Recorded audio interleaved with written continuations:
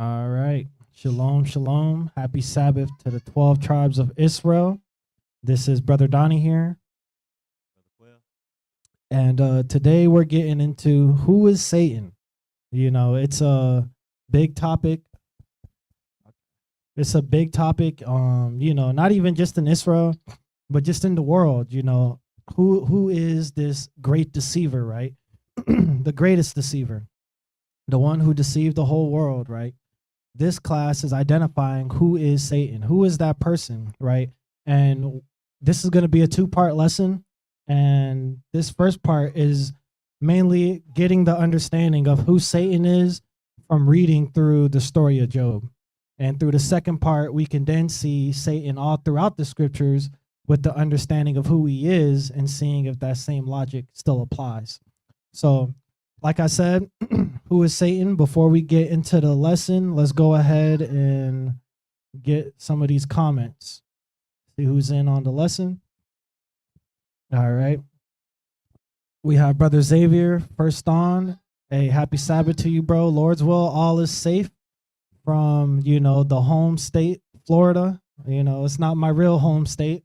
My real home state or home country is Israel, but, the Lord had me out the matrix in Florida. So hey, you're where the Sunshine State is.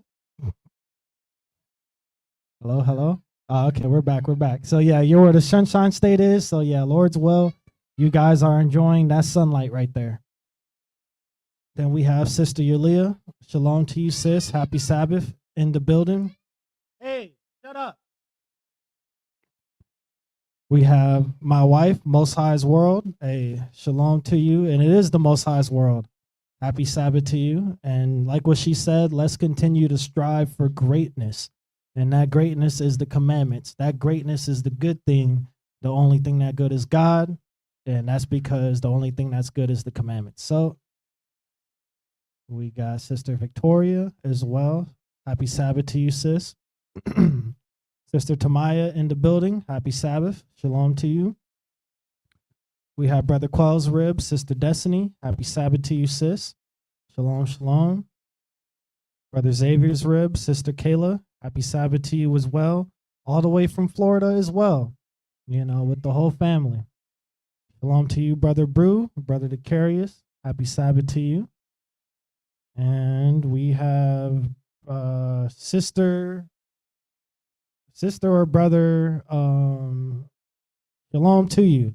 Lord's will, you're a real person and not an android. And Lord's will, this lesson is edifying for you. Shalom to our scribe, Brother Sean, behind the scenes. Happy Sabbath. He said hey, I'm not gonna lie, one thing I will never forget, because I used to work on pools, was my last 4 months being in Miami before I moved here. It was raining every week, every single week. I'm not exaggerating. I worked on pools, so I would know if there was a week it was not raining. It rained every single week for 4 months straight. That was actually kind of crazy. And yeah, happy Sabbath to the elder. Talk that truth. We talk that truth, or at least we try to around here. And yeah, so let's go ahead, send our prayers to the Most High, and then we'll go ahead and get into the lesson.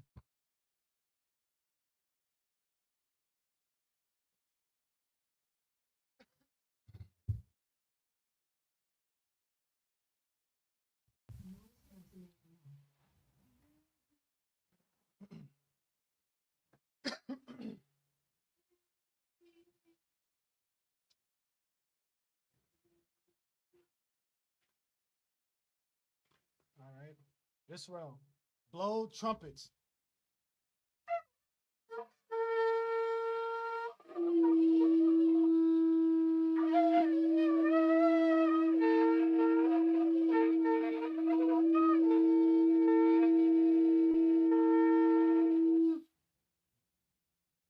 First and foremost, we'd like to give all praises, honor, and glory to the Most High God, the God of our forefathers, Abraham, Isaac, and Israel, the God who surnamed Jacob and gave him the surname Israel, the God who surnamed the whole people, the God who chosen us from the very beginning before we even had our first thought, Before we even said our first word, you thought about us, Father, and you predestined us. And we thank you, Father, for allowing us to come here together in unity, and for allowing us to come here together to grow, to increase knowledge and to increase understanding, not for our own selves, but so we can better understand you and thy only begotten Son, your first creation, so we can better understand our King that gave his own life for us, his own body for us, so we can better understand the mind of that man and the mind that was placed inside him from you. And Father, I ask that you will continue to take care of our brothers and sisters that's sick and shut in, for our brothers and sisters that may not have the opportunity right now to be free, our brothers and sisters that may not have the opportunity right now to be healthy and to be in a healthy body or in a healthy mind. Father, I ask that you give them comfort, and the comfort be through thy word and through thy testimonies and through thy prophecies, that they may hearken on and repent and return back unto you, so that they may be healed with that everlasting water and that everlasting bread. So in that I say all praise and glory be to the Most High God and thy only begotten Son, forever and ever. Amen.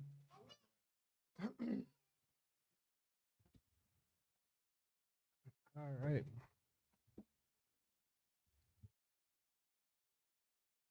Do I keep it on low?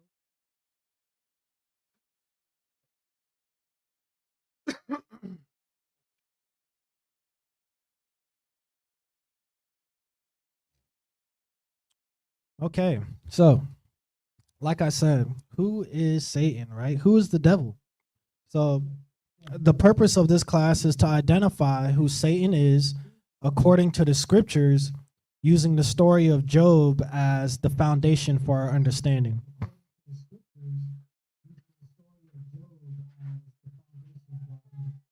Okay.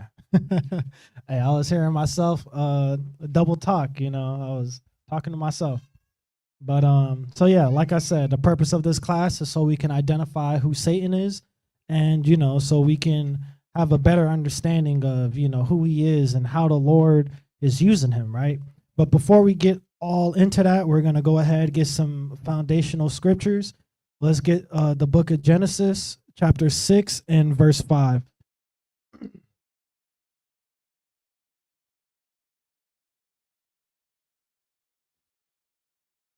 Oh snap! Hey, all praises to Brother Quell. I almost forgot to pay homage to the sister. Hey, that's why we have our brothers here. That's my keeper right there. So let's get Matthew 26 and verse 6.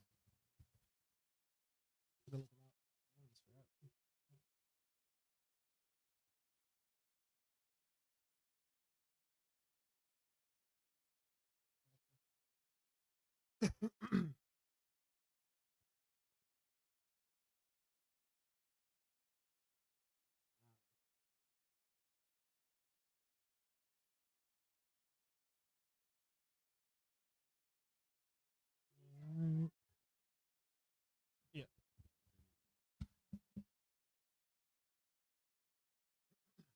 Bear with us, Israel. Give us one moment.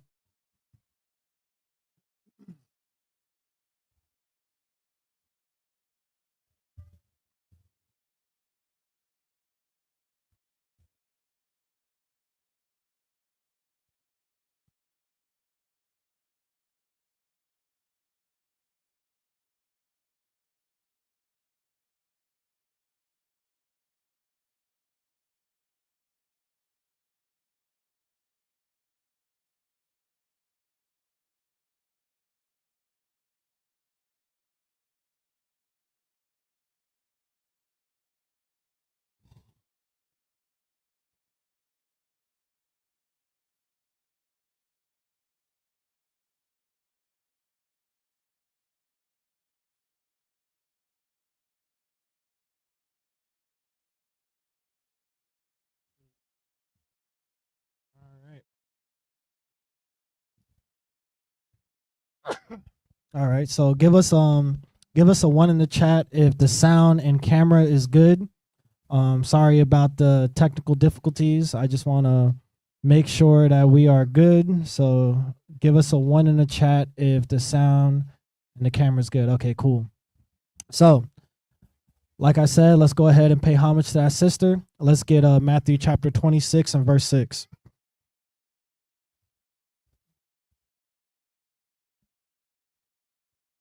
This is Matthew chapter 26 and verse 6.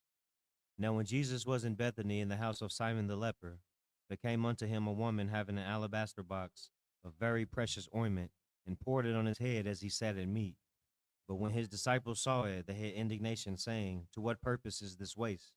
For this ointment might have been sold for much and given to the poor.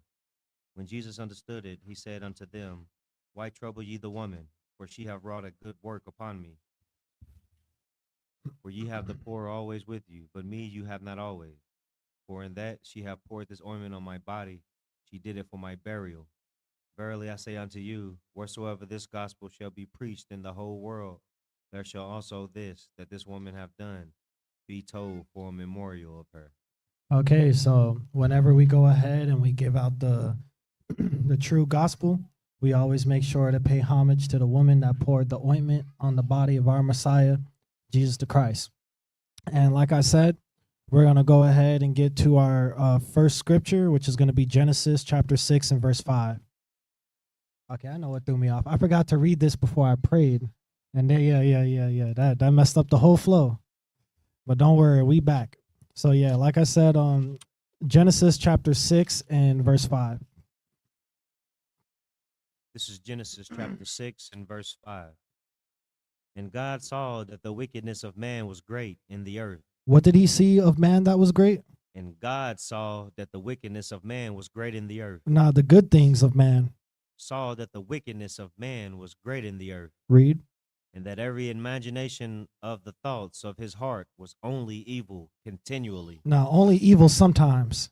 Only evil continually. Okay, let's get Genesis 8 and 21. I want to drive home on this point. This is Genesis chapter 8 and verse 21. And the Lord smelled a sweet savor. And the Lord said in his heart, I will not again curse the ground any more for man's sake. For the imagination of man's heart is evil from his youth. From what? From his youth. Not only when he's, an adult. From his youth. Not when he's a child. From his youth. Read. Neither will I again smite any more everything living as I have done. Okay, so, this is the Lord or Christ telling Moses, like, look, I know you've seen me open up the firmament and caused rain to fall. You've seen water fall from the sky for the first time in your entire life. Well, guess what? Whenever you see that rain, it's not going to flood the entire earth no more. Now that's just how the plants are going to get watered. Now this is going to be a normal thing. Because just know I'm not going to do this for man's evil heart no more. I'm not gonna wipe everybody out with the flood because man is evil no more. And the main point that I want to get on that is that the imagination of man's heart is evil from his youth, right? And then in 6 and 5, it says that the imaginations of a man's heart is evil continually, right? So the baseline that I want us to understand is that, a man's heart, which is his mind, is innately wicked, is innately evil, right? The things that we want that comes from our flesh are things that have nothing to do with God. Us being hungry has nothing to do with God. Us wanting to drink some water, if it's not the water of the word, has nothing to do with God, right? Us wanting to go ahead and I'm like, dang, I stink. I'm gonna go take a shower. It has nothing to do with God, right? God wants me to wash myself, but he wants me to wash myself with the water of the word. Not saying that God wants y'all musty. I'm not saying that either.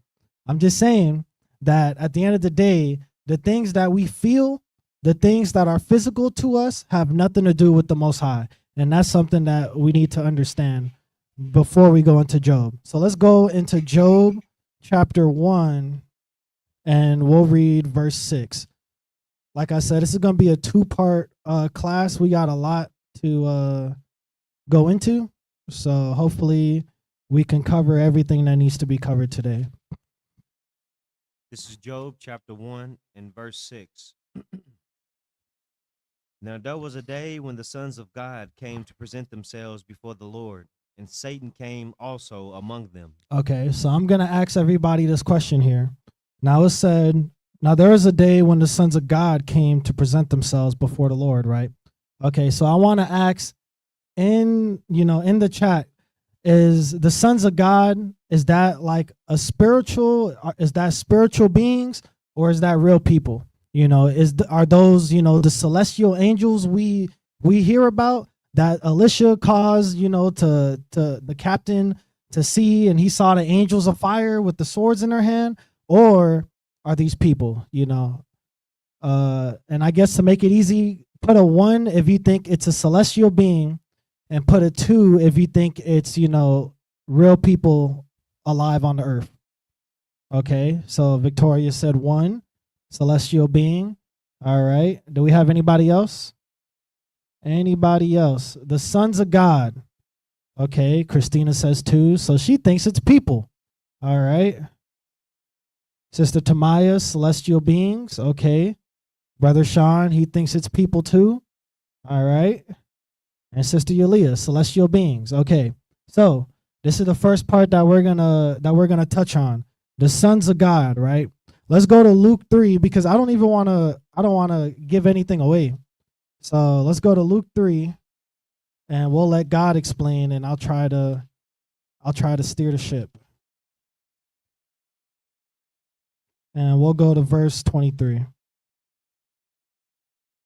This is Luke chapter 3 and verse 23. And Jesus himself began to be about 30 years of age, being, as was supposed, the son of Joseph, which was the son of Heli. Okay. Now jump down to verse 31. Verse 31. Which was the son of Malaiah, which was the son of Menan, which was the son of Mattatha,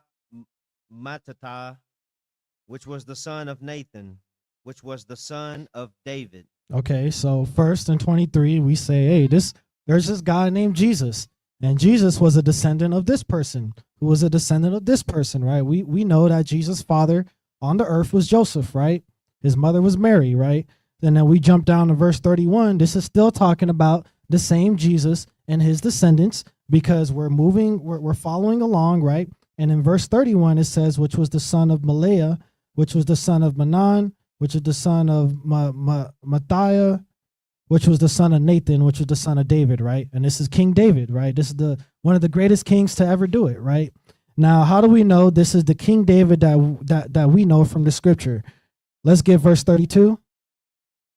Verse 32. Which was the son of Jesse. Which was the son of who? Which was the son of Jesse. Now, David's father was Jesse, right? So this is how we know that this is still talking about, the descendants of Christ. So keep reading. Which was the son of Obed, which was the son of Boaz, which was the son of Salmon, which was the son of Naasan. All right, now get verse 34. We're still jumping down through these, I guess his ancestors, not descendants, excuse me. We're still jumping down through his ancestors. Let's get verse 34.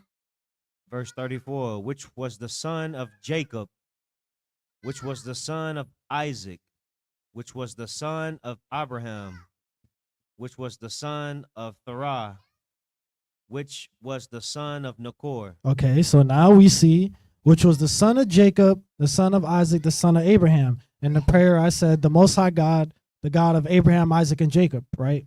So these are the pillarmen, if you would say. These are the founding fathers, right? Abraham, Isaac, and Jacob. The fathers that all of Israel knows, most of the world knows very well, right?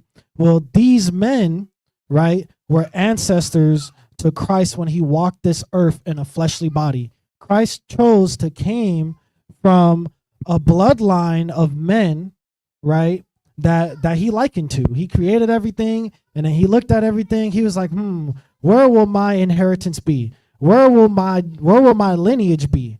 You know what? It will be in the lineage of Adam, who will eventually create Jacob, who I will eventually surname and call Israel, right? We all following along, right? How do I know this is true? Let's get verse 38, because it said the sons of God, right? Let's get verse 38. Verse 38, which was the son of Enos, which was the son of Seth, which was the son of Adam, which was the Son of God. Okay. So Brother Quell, was Adam a celestial being? Adam was a man. Okay. So Adam was a man, right? Brother Quell, was our forefather Abraham, was he a celestial being with wings on his back? He was a man as well. Okay. So these were all men, and these men were called the sons of God, right? So I'm bringing this out so I can show y'all that when y'all see the sons of God, it doesn't always have to be something spiritual. It doesn't always have to be spiritual in a sense to where it's, like people that we can't see, ghosts. Now, I'm not saying those things don't exist in the scriptures, because they do, right? I'm not saying that those things are not there. They're there. It's just that they're not as prominent as we think. We think that way because when we was in the world, before we came into the knowledge of God, we were given a predisposition of who the heathen think God is and who the heathen think all these stories are about in the Bible. So when we come into the truth with the knowledge of God, we still have those predispositions in the back of our head. And those predispositions can cause us to misinterpret something. And this is why we went to Luke 3 to show that the sons of God were physical people. Does that make sense to anybody? If that makes sense to people, put a 1 in the chat. If it does not make sense, put 2, I don't get it. And while that goes on, we'll go back to Job 1 and verse 6. Okay, we got 1, all praises, all praises. And if it's really not making sense, hey, don't be timid or shy to put that 2 in there, because hey, maybe it's something that the Most High needs me to go deeper in, So, but hey, all praises to the Most High. So far, everybody's saying 1. So with that knowledge, the sons of God, right? Now we're getting back to Job 1 and verse 6. Can you reread that for us, Brother Quell? This is Job chapter 1 and verse 6. Now there was a day when the sons of God came to present themselves before the Lord, and Satan came also among them. And Satan. Oh, okay. So the sons of God are real people. They're people that's walking around, living. Oh, that's a good scripture. Yeah, Deuteronomy 14 and 1. And I'll read that real quick. Ye are the children of the Lord your God.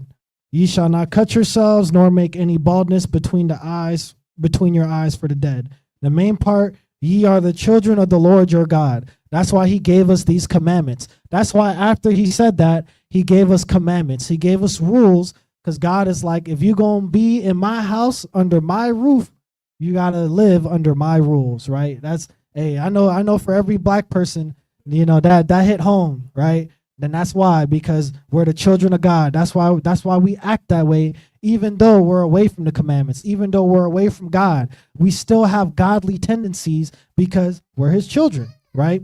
So when we go to that Job 1 and 6, we now understand that, okay, so there was a day in the past that, the people that was chosen, because why I also brought that up in Luke 6 was to show that the sons of God are not just technically Israelites, right?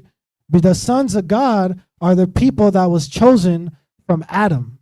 That's who the sons of God are, right? Because Adam, God referred to him as his son, right? And then it went on all the way down to Abraham, all the way down to Isaac. So because people will try to trip you up, they'll be like, well, the chosen are Israelites. Abraham's not an Israelite, brother. Isaac's not an Israelite, brother. So when we talk about the sons, no, that's goofy, right? The sons of God are just people that were living righteously according to God's commandments, because that's what righteous is the law. There are people that were living in accordance to God's law, and God was like, you know what? I want more of your children, so let me deal with you, okay? So these sons of God were chosen people, right? And now we see Satan. I said that we're going to find out who this Satan is, right? Let's go to 2nd Esdras chapter 6 and verse 54, because I also want to touch on, just in case there was any doubts on the sons of God being people other than, the children directly from Israel, but just being the people that God chosen. Let's get 2nd Esdras 6 and 54. This is 2nd Esdras chapter 6 and verse 54. And after these, Adam also, whom thou madest Lord of all thy creatures, of him come we all, and the people also whom thou hast chosen. Now notice there is a distinction in that sentence.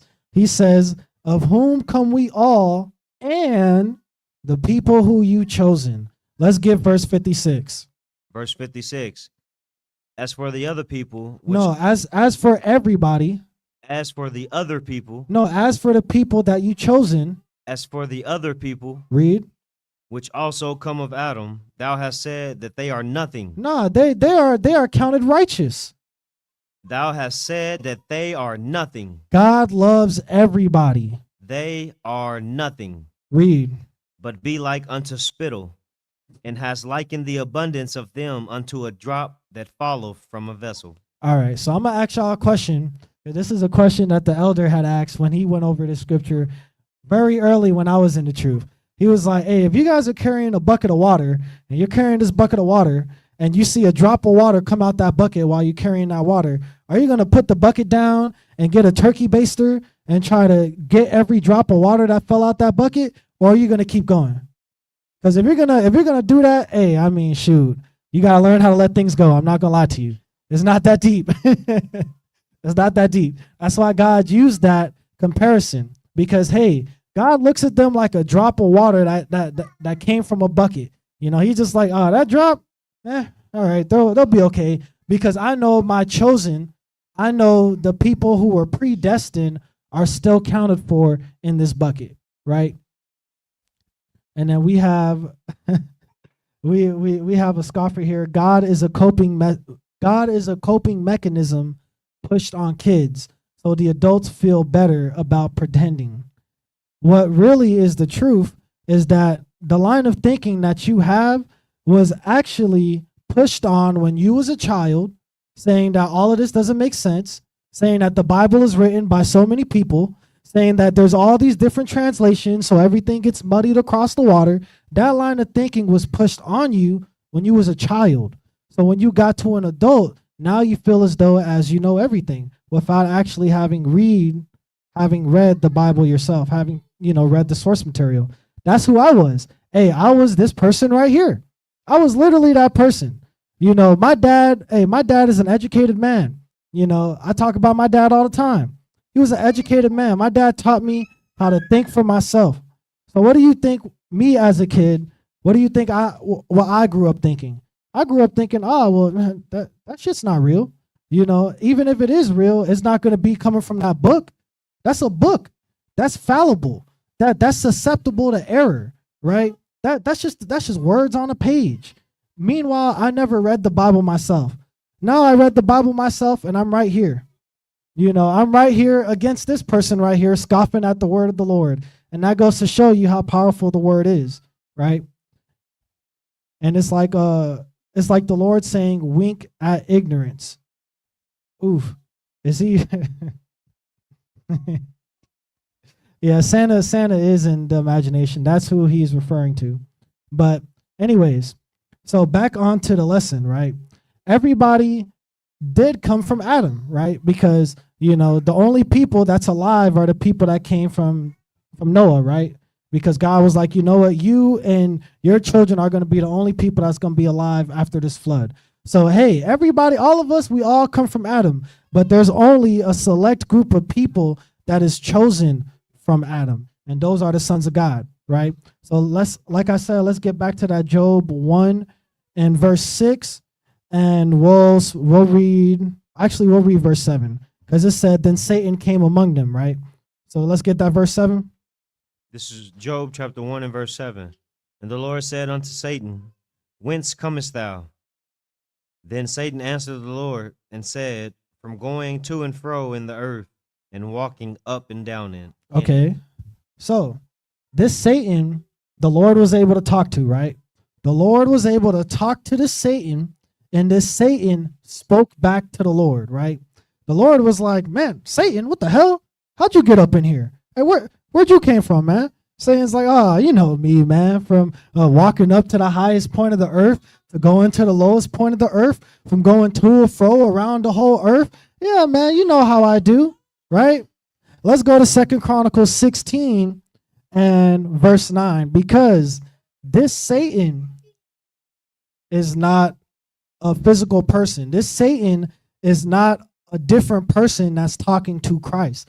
And we're going to prove it with that verse right there. There's a reason why the Lord said, "Whence comest thou, Satan?" He's given us a clue. Let's get Second Chronicles chapter 16 and verse 9. This is Second Chronicles chapter 16 and verse 9.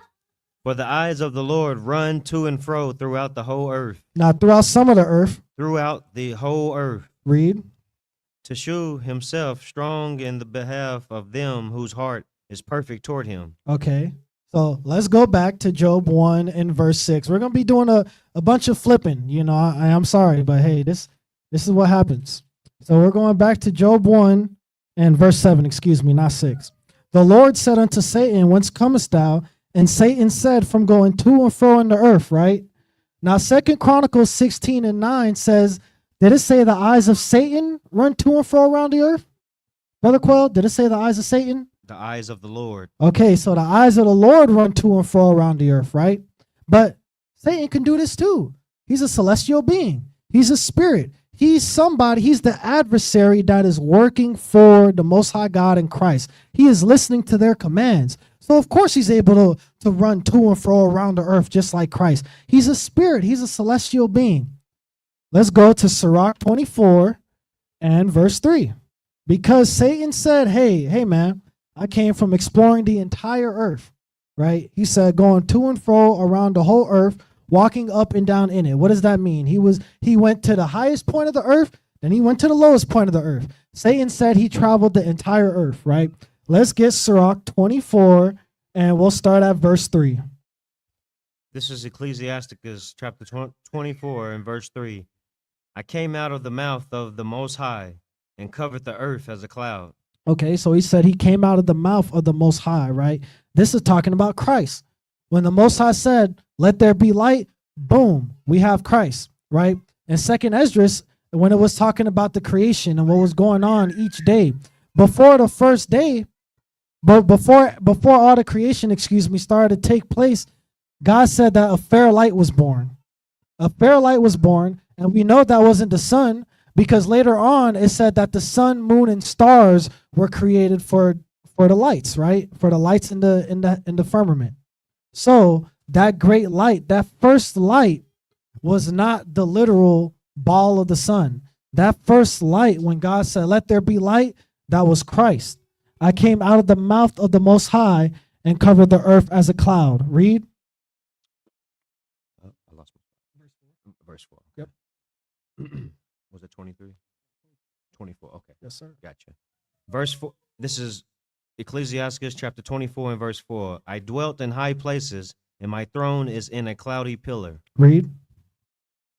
I alone. No. The devil too. I alone. No, Satan as well. I alone. Read. Compassed the circuit of heaven and walked in the bottom of the deep. Okay, so what does that sound like to you? Let's go to Job 1 and verse 7, because in Sirach 24, he said, "I alone," right?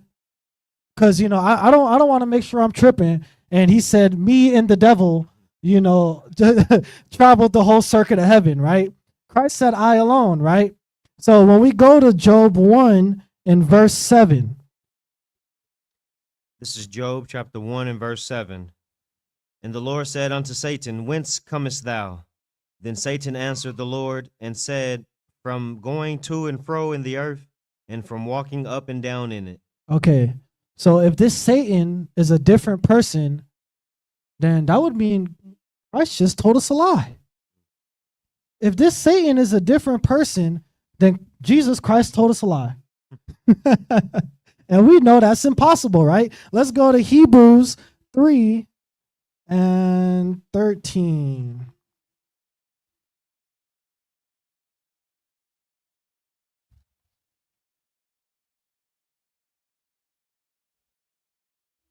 This is Hebrews chapter 3 and verse 13.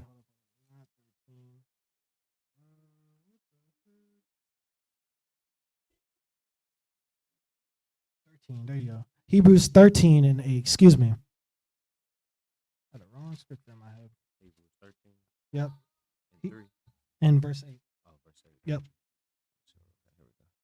This is Hebrews chapter 13 and verse 8. Jesus Christ, the same yesterday and today and forever. No, only sometimes. And forever. No, only when Satan appears in the court. And forever. Okay. So when we go to Job 1 and 7, it said Jesus Christ is the same yesterday, today, and forever, right?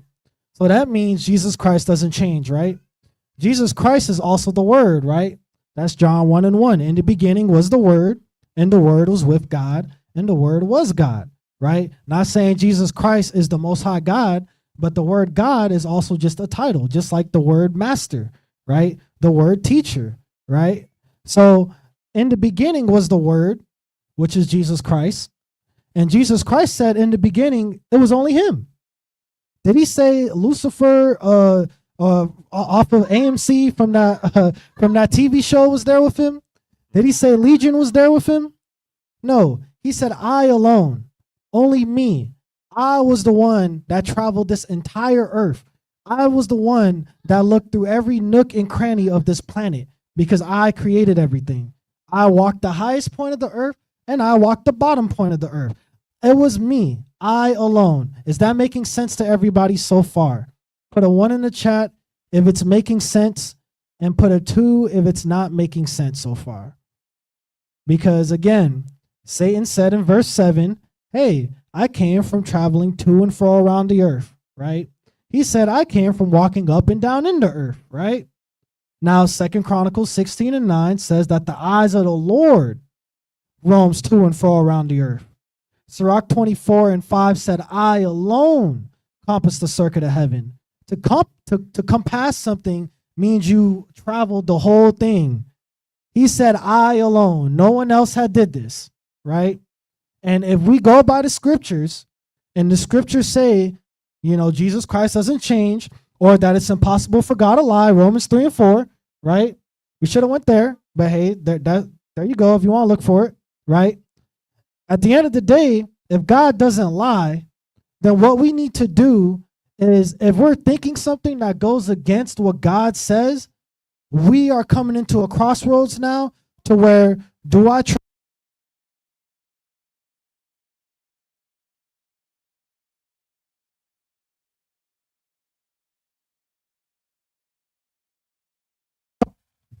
Hello. Okay, cool. All right. So, like I was saying, hey, the boogeyman's coming after us right now. He's like, hey, you got to stop bringing that out. But so you're coming into a crossroads right now. If you're thinking something that goes against what God said previously, now you have to be like, do I trust myself or do I trust God? Because God said this would never happen. So if God said this would never happen, then my original understanding on what this is has to be wrong, right? So now, when I was talking to my wife about this, she was like, well, you saying Jesus had an evil thought? You saying Jesus could have an evil thought? And I know it sounds crazy, right? Hey, y'all might, hey, put those stones down, please. Don't do me like Stephen. Put them stones down and give me a trial. Let me explain myself. Because, yes, Christ did have an evil thought. And I'm going to tell you right now that Satan is anything that is against the word. It could be a thought. It could be a person that's embodying the spirit of Satan. That's why Paul told Peter, get thee from behind me, Satan. Why? Because Peter was trying to stop Christ from dying. What had to have taken place in the word? Christ had to die, right? So Peter trying to stop Christ was Peter going against the word. Okay, so how is Christ right now having an evil thought towards Job? Because I mean, shoot, Job was righteous. Job did no sin. I thought God was just testing Job to see, how righteous he was, right?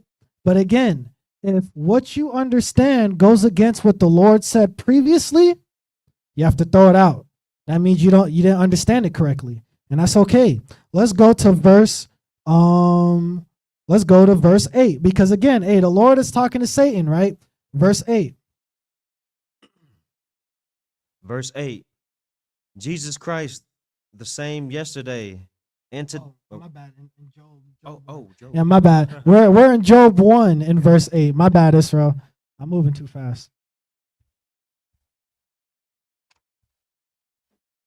This is Job chapter 1 and verse 8. And the Lord said unto Satan, Hast thou considered my servant Job, that there is none like him in the earth, a perfect and upright man, one that feareth God and escheweth evil? Read. Then Satan answered the Lord and said, Doth Job fear God for naught? Okay, so Christ is like, man, what about this nigga Job right here? Isn't he cold? Like, isn't he tough, man? Like, doesn't he keep these commandments, right? And then Satan replied, like, does he fear you for no reason? Right? Why would Satan say this? Right? Why would Christ be having this thought? Because if this thought is Christ, why would Christ be having this thought about Job, right? Because it said, hey, even Christ said, hey, isn't there nobody like Job? One, a perfect and upright man, one that feareth God and puts evil far away from him, right? Now, I'm going to ask y'all this before y'all do something bad, right? So like, let's say, I know when I first came into the truth, I had to come around not cooking on the Sabbath. My whole life, I'm so used to heating something up so I can eat something on the Sabbath. My whole mindset, I have to change who I am. So when I was first keeping the Sabbath, man, there was times where I'm like, damn, I'm so hungry because I didn't prepare like God told me to, and I'm starving. Damn, don't I got some cup noodles right here? Man, these cup noodles would be so fire if I just heated these up. Man, wouldn't they taste good? No, I can't do that. I can't do that because the scripture says, Exodus 16 and 23, but damn, these noodles look so good. Nah, but Exodus 31, I have to keep the Sabbath. The Sabbath day is holy, right? So when I ask y'all, before you do something bad, do you talk to yourself? That's what's happening with Christ. Christ is talking to himself. He's like, man, isn't this nigga Job cold? Man, isn't Job a righteous man? But damn, is he doing all this for no reason? Is he serving me for no reason? That's why he says, does Job fear God for naught? Is he keeping these commandments for no reason? But why is Christ thinking this? Why is he thinking this? Let's go to verse 1 now in the same chapter. This is Job chapter 1 and verse 1. There was a man in the land of Uz, whose name was Job, and that man was perfect and upright, and one that feared God and escheweth evil. And just like what Christ said in his thoughts, man, hey, he fears God. He casts evil away from him. He makes sure he stiff arms that evil, like he's running to a touchdown, right? Verse 2. Verse 2, and there were born unto him 7 sons and 3 daughters. Now keep that number in mind. He had 7 sons and 3 daughters. 7 sons. How many days are in the week, right? How many days are in the week, Brother Quell? 7 days. Okay. So 7 days in a week, he has 7 sons, right? And 3 daughters, okay? Verse 4. Verse 4, and his sons went and feasted in their houses, every one his day, and sent and called for their 3 sisters to eat and to drink with them. Okay. So, we know that majority of Israel thinks that their children were celebrating their birthdays, right?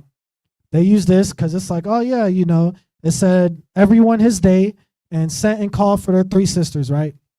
Okay. So when I was reading through this the second time, what caught my eye was that they were drinking. I was like, wait, what the heck? They were drinking. Why are they drinking? And I'm not saying there's nothing wrong with drinking. There's nothing wrong with drinking. But I'm like, why was they specific in making sure their sisters were there and they were just drinking all night, right? And this is what I would say, right? If you had a son, right? Just say you had a son and a daughter, right? Would you let your daughter, Brother Quell, would you let Rin just go to a bar at night just to drink with some dudes? No, so What about her brother? Would you just let her go out to a bar to just, drink all night? Well, not even a bar, her brother's house. She wanted, Daddy, I'm going to go to Quell Jr.'s house and I'm going to spend the night at Quell Jr.'s house and we're going to party all night. Nah, I still rather have her in my house. Because that's your daughter, right? Yeah. Okay. So when we get into this mindset, now we're like, what was going on, right? Let's get Sirach 9 and verse 9. because it said everyone his day. Now, he had 7 sons, right? So his sons had a day to spend with their sisters. Because think about it. If they were celebrating their birthday, why would they not make sure the rest of their brothers are with them for their birthday? So you telling me, okay, so, hey, Brother Donnie, Brother Quell, we both brothers, right? So, it's my birthday, and instead of getting Brother Quell with me, Brother Sean, Brother Decarius, Brother Xavier, I'm like, hey, I need Sister Sarah, I need Sister Destiny, I need Sister Kayla, and Sister Christina to celebrate my birthday at my house. Does that seem right? No. Why would I not make sure my brothers are there? Hey, man, forget drinking with the sisters. I'd rather turn up with my brothers right here, man. That's where the joy is at. So why was their sons, everyone their day, having turns, spending the night with their sisters? Let's go to Sirach 9 and verse 9. And now I'm not saying that, hey, 100% there was fornication going here, right? Because at the end of the day, the Lord does not explicitly say that. So, right here, this is from my own context clues. Speak I, not the Lord. I'm just trying to put the puzzle pieces together, right? So, what we do know for a fact is that Job had 7 sons. For a fact, each son had a day out of the week to spend with their sisters. For a fact, to feast and to drink. For a fact, right? Like I said, Sirach 9 and verse 9. This is Ecclesiasticus chapter 9 and verse 9. Sit not at all with another man's wife, nor sit down with her in thine arms, and spend not thy money with her at the wine. At the what? At the wine. Why? Lest thine heart incline unto her, and so through thy desire thou fall into destruction. Thy desire, what? Oh, hold on. Yeah. Mm-hmm. Okay. No, you got that. Yeah, through thy desire, they fall into destruction. Why? Because the wine's gonna lift your heart up.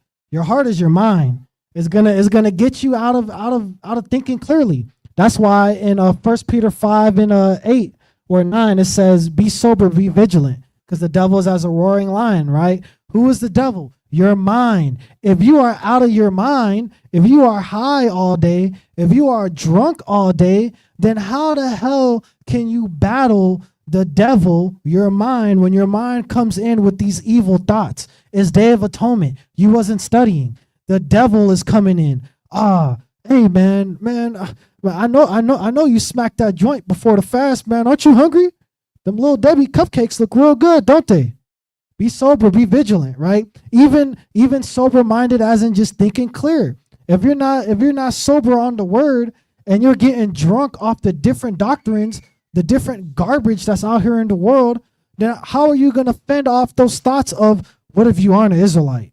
How are you going to fend off those thoughts of, what if we don't need to keep commandments?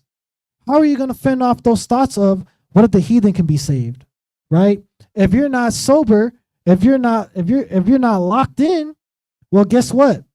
You're gonna do something off. You know why? Because Genesis 6 and 5 and Genesis 8 said that the hearts of men is evil continually. That the hearts of men is evil from youth, right? So if we know that it's our mind that is wicked, if we know that it's our mind that's evil, what do you think is gonna happen when we put our mind in a compromised position? Sin, right? That's why we went to Sirach 9 and 9. Now, if you don't believe me, hey, so Lot had, his 2 daughters with him, right? Okay. So, Lot got saved from Sodom and Gomorrah. That's a good thing, isn't it?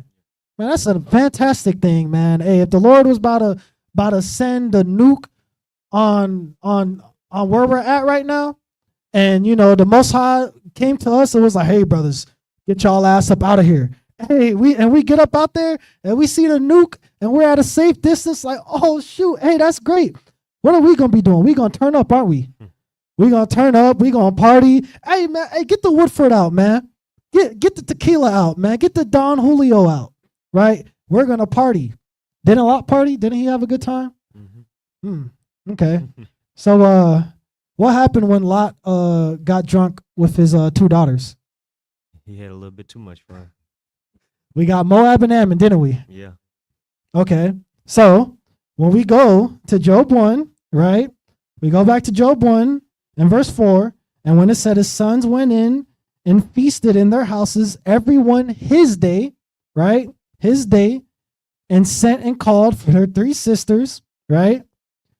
To eat and drink with them, right? Let's get another one. Let me get one more. Let's get let me see if I can find it.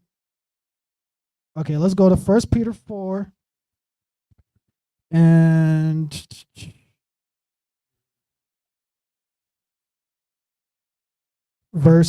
we'll get verse 2. We'll start at verse 2. 1 Peter 4 and 3. Verse 2. Yep. This is 1 Peter chapter 4 and verse 2. That he no longer should live the rest of his time in the flesh to the lust of men, but to the will of God. Okay, so hey, he's saying, hey, when we become that new creature, right? When we become born again, we're not living to the lust of our flesh, right? I just said, man, I'm hungry.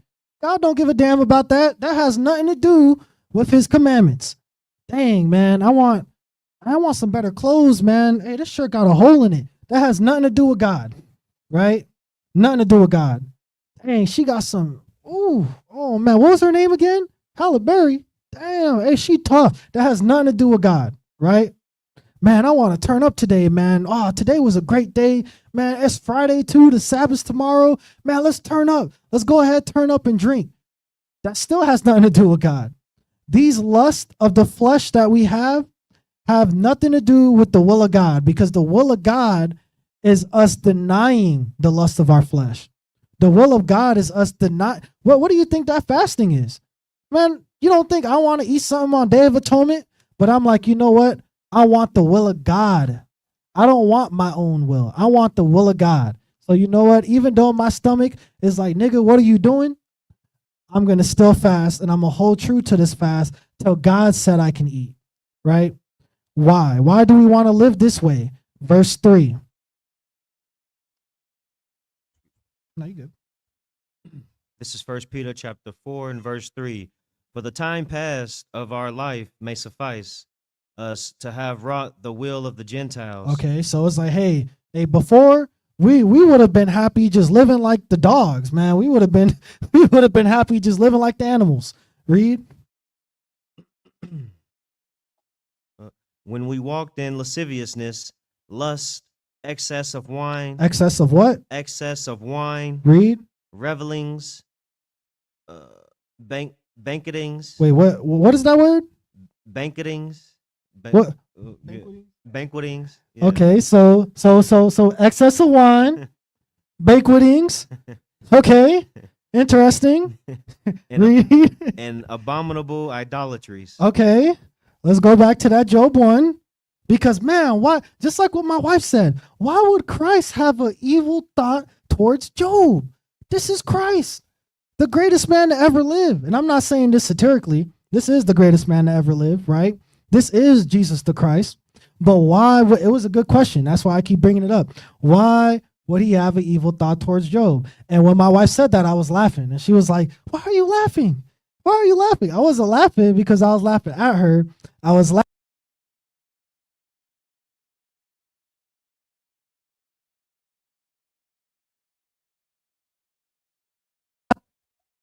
Okay. Hey, we back. Like I said, hey, we fighting through all adversity, all adversity to get this out here, man. But what was I saying?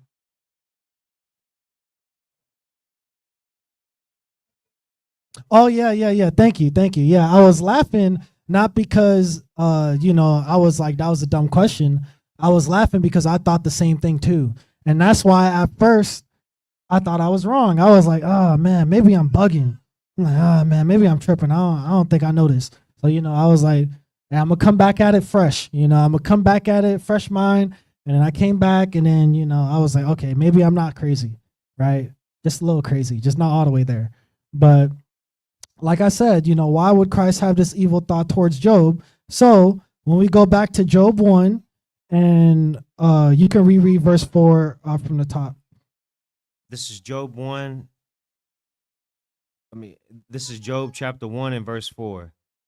And his sons went and feasted in their houses, every one his day, and sent and called for their 3 sisters to eat and to drink with them. All right, read.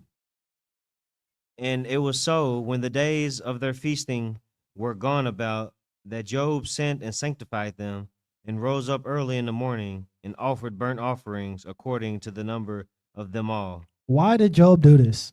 Read. For Job said, it may be that my sons have sinned. Nah, they were just having a party. It may be that my sons have sinned. They were just celebrating a birthday. That my sons have sinned. Read. And cursed God in their hearts. Thus did Job continually. Just for that night. Continually. So Job did this every day, right? And he did this because he said, man, I think them niggas are doing evil, right?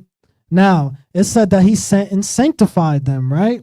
Well, when we go to Hebrews 9, and in fact, we can go to Hebrews 9. Let's go to Hebrews 9, because it said he sanctified them. I want you guys to understand, Job's thought process. He sanctified them because in the old covenant, before Jesus Christ put his blood, his perfect body on the cross for a sacrifice, we had to go ahead and do the sacrifices. We had to go ahead to the altar, and we had to adhere to the ordinances that the Most High gave us in Leviticus. So let's you could get verse 1. Hebrews chapter 9 and verse 1. This is Hebrews chapter 9 and verse 1. Then verily the first covenant had also ordinances of divine service and a worldly sanctuary. Okay, and now notice how it said, it had ordinances of divine service, right? Of a divine service. Job went and made sure his children was sanctified, right? Why? Because his children sinned. So Job was like, okay, they sinned according to the ordinance.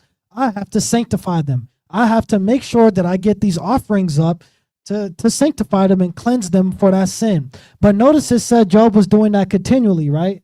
So if he was doing it continually, does that mean that his children stopped sinning? Or does that mean his children kept sinning and he had to keep sacrificing? I think it's the latter, right? How do we know this is true? Let's go to Hebrews 10 now and verse, we'll start at verse 2. This is Hebrews chapter 10 and verse 2. For then would they not have ceased to be offered, because that the worshippers once purged should have had no more conscience of sins. Okay, so hey, he's saying if these sacrifices really worked, then wouldn't they stop offering the sacrifices? Was Job still offering the sacrifices? So now you see why Christ was like, you know what? I need to come down and I'm going to be the sacrifice. Look, you niggas stop worrying about getting the bulls, getting the goats. That's not why I had y'all do this in the first place. I had y'all do this so y'all could understand that sin equals blood. That's why I did this. But you guys got ish so good up in here that it don't even register that you are taking a life away because you made a mistake. You made a mistake, so you have to take something's life away to cleanse that mistake. You guys are not understanding that, because if you guys did, you rebellious ass Negroes would have stopped offering these damn sacrifices, right? Get verse 3 in chapter 10 for me, Brother Qual. What was that? Verse 3? Verse 3. Yep. This is Job chapter 10 and verse 3. Hebrews.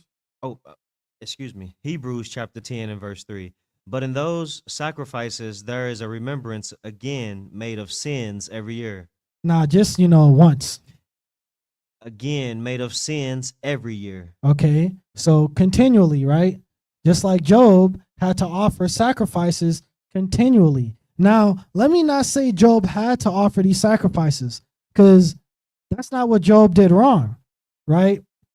Job's children was in sin, and instead of Job rebuking them Instead of Job setting the standard against them and being like, hey, you guys are not operating the way the Most High God needs you to operate, he chose to instead beg for mercy.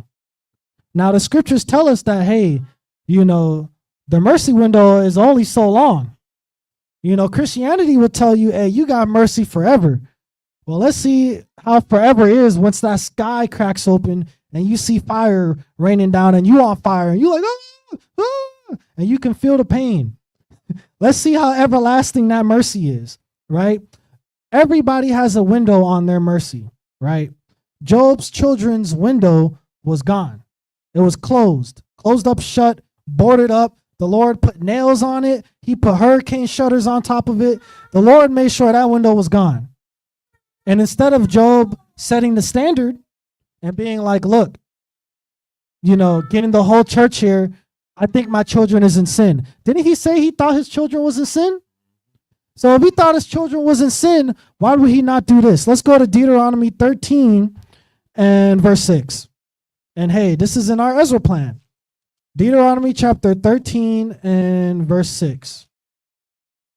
This is Deuteronomy chapter 13 and verse 6.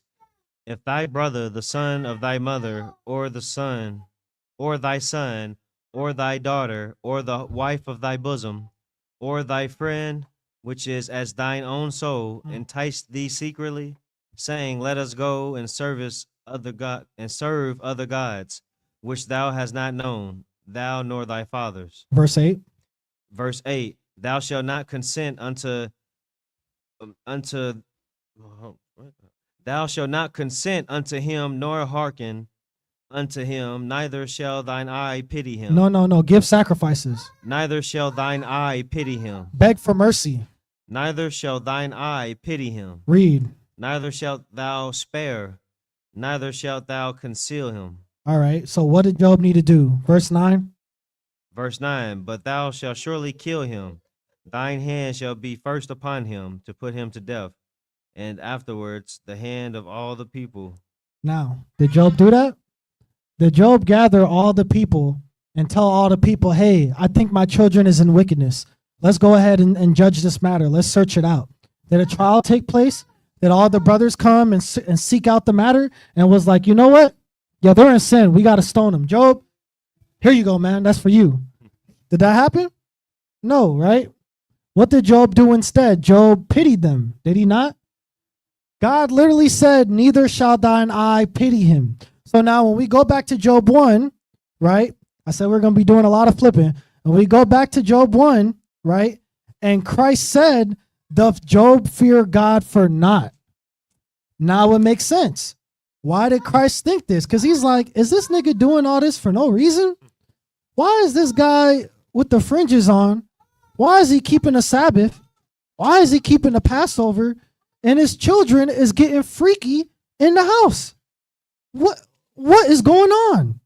So now you see why Christ is upset. Now you see why Christ was with the council of the prophets, with the council of the children of God, and Satan came. He was just there like, damn, this nigga was on some BS last night, wasn't he? Man, how do I know this is true? Because when we go back to that Job 1, right?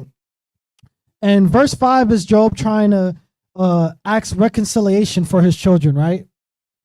What happened in verse 6? Now there was a day when the sons of God came to present themselves before the Lord, and what? And Satan came. So right after Job's children was in sin, and Job's children was, doing all kinds of things. I don't know exactly what they was doing. I know they was in sin, right? Now all of a sudden, the bibbity bobbity boo boogeyman with the pitchfork comes out and is right next to Christ. No, now all of a sudden, Jesus Christ is like, should I just kill this nigga? Should I just kill him? Because he is wasting my time right now. Why is he offering these sacrifices when in the book of Isaiah chapter 1, I said, I'm full off the blood of bulls and goats. Did Christ not say that? Didn't he say I was full off those sacrifices? Why is this nigga still sacrificing? Why is he not getting them kids and whooping their ass, putting them in line?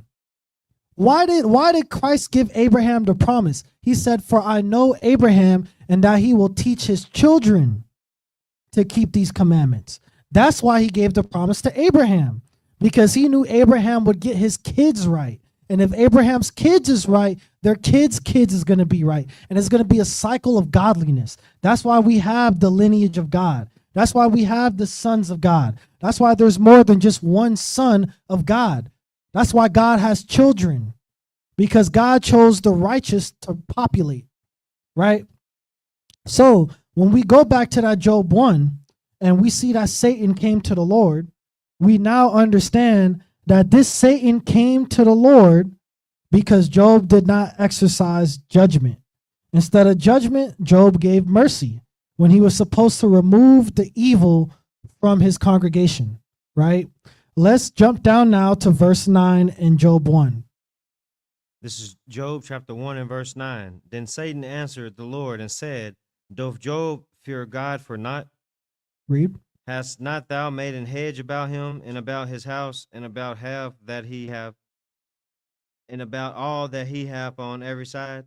Thou hast blessed the work of his hands, and his substance is increased in the land. Okay, so again, hey, Jesus was thinking like, did I not make things easy for this nigga? Did I not, go ahead and increase his hands because he just did so good and he was listening to me? Yeah, I did do that, didn't I? Right? Verse 11. Verse 11.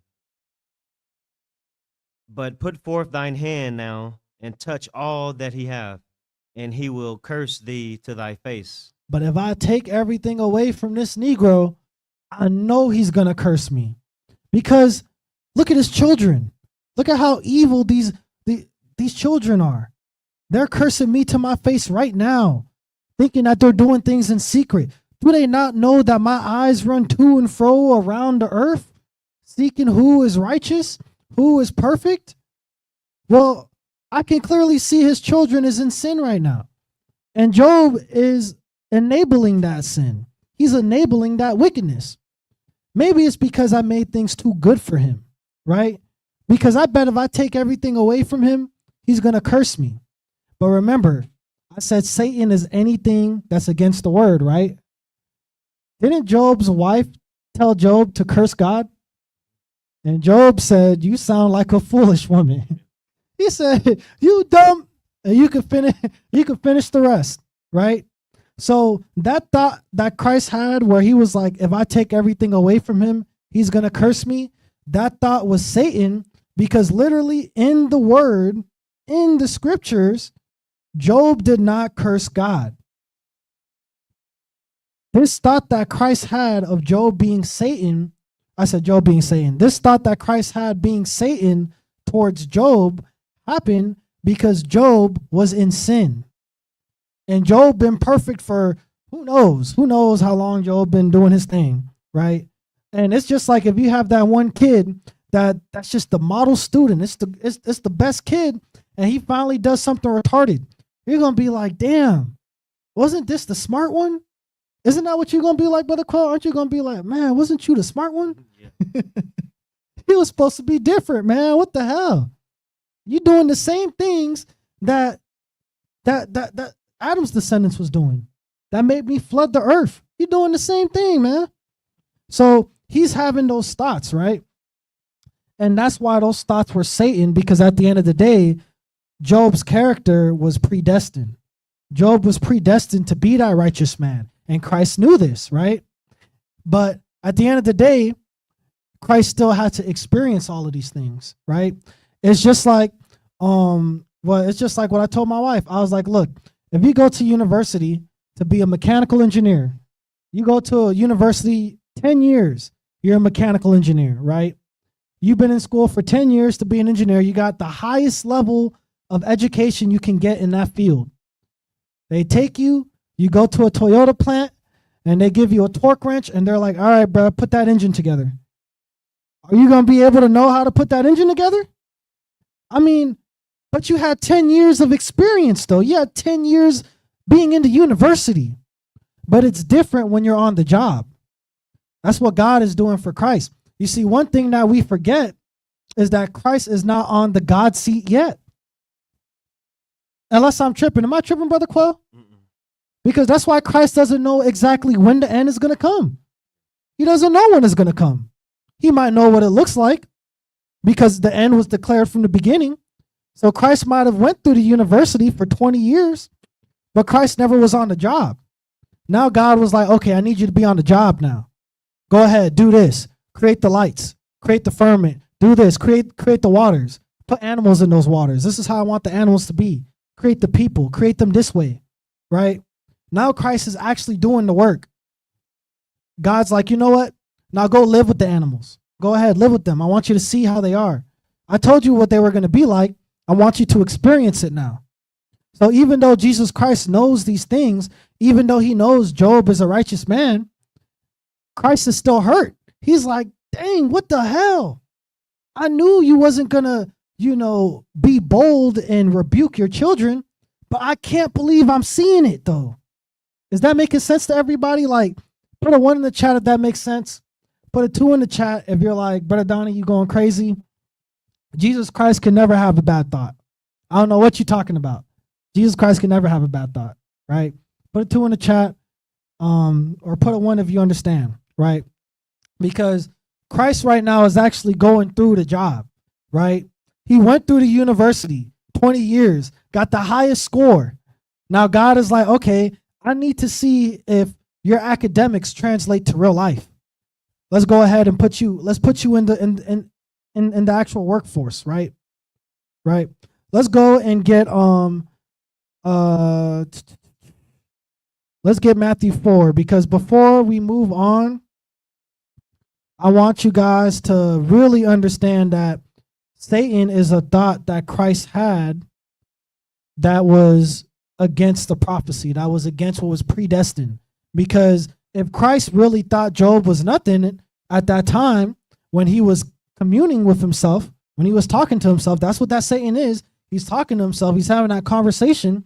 If he was to be like, you know what, man, I'm right, man. This nigga right here, he on that BS, man. Let me just kill him, right?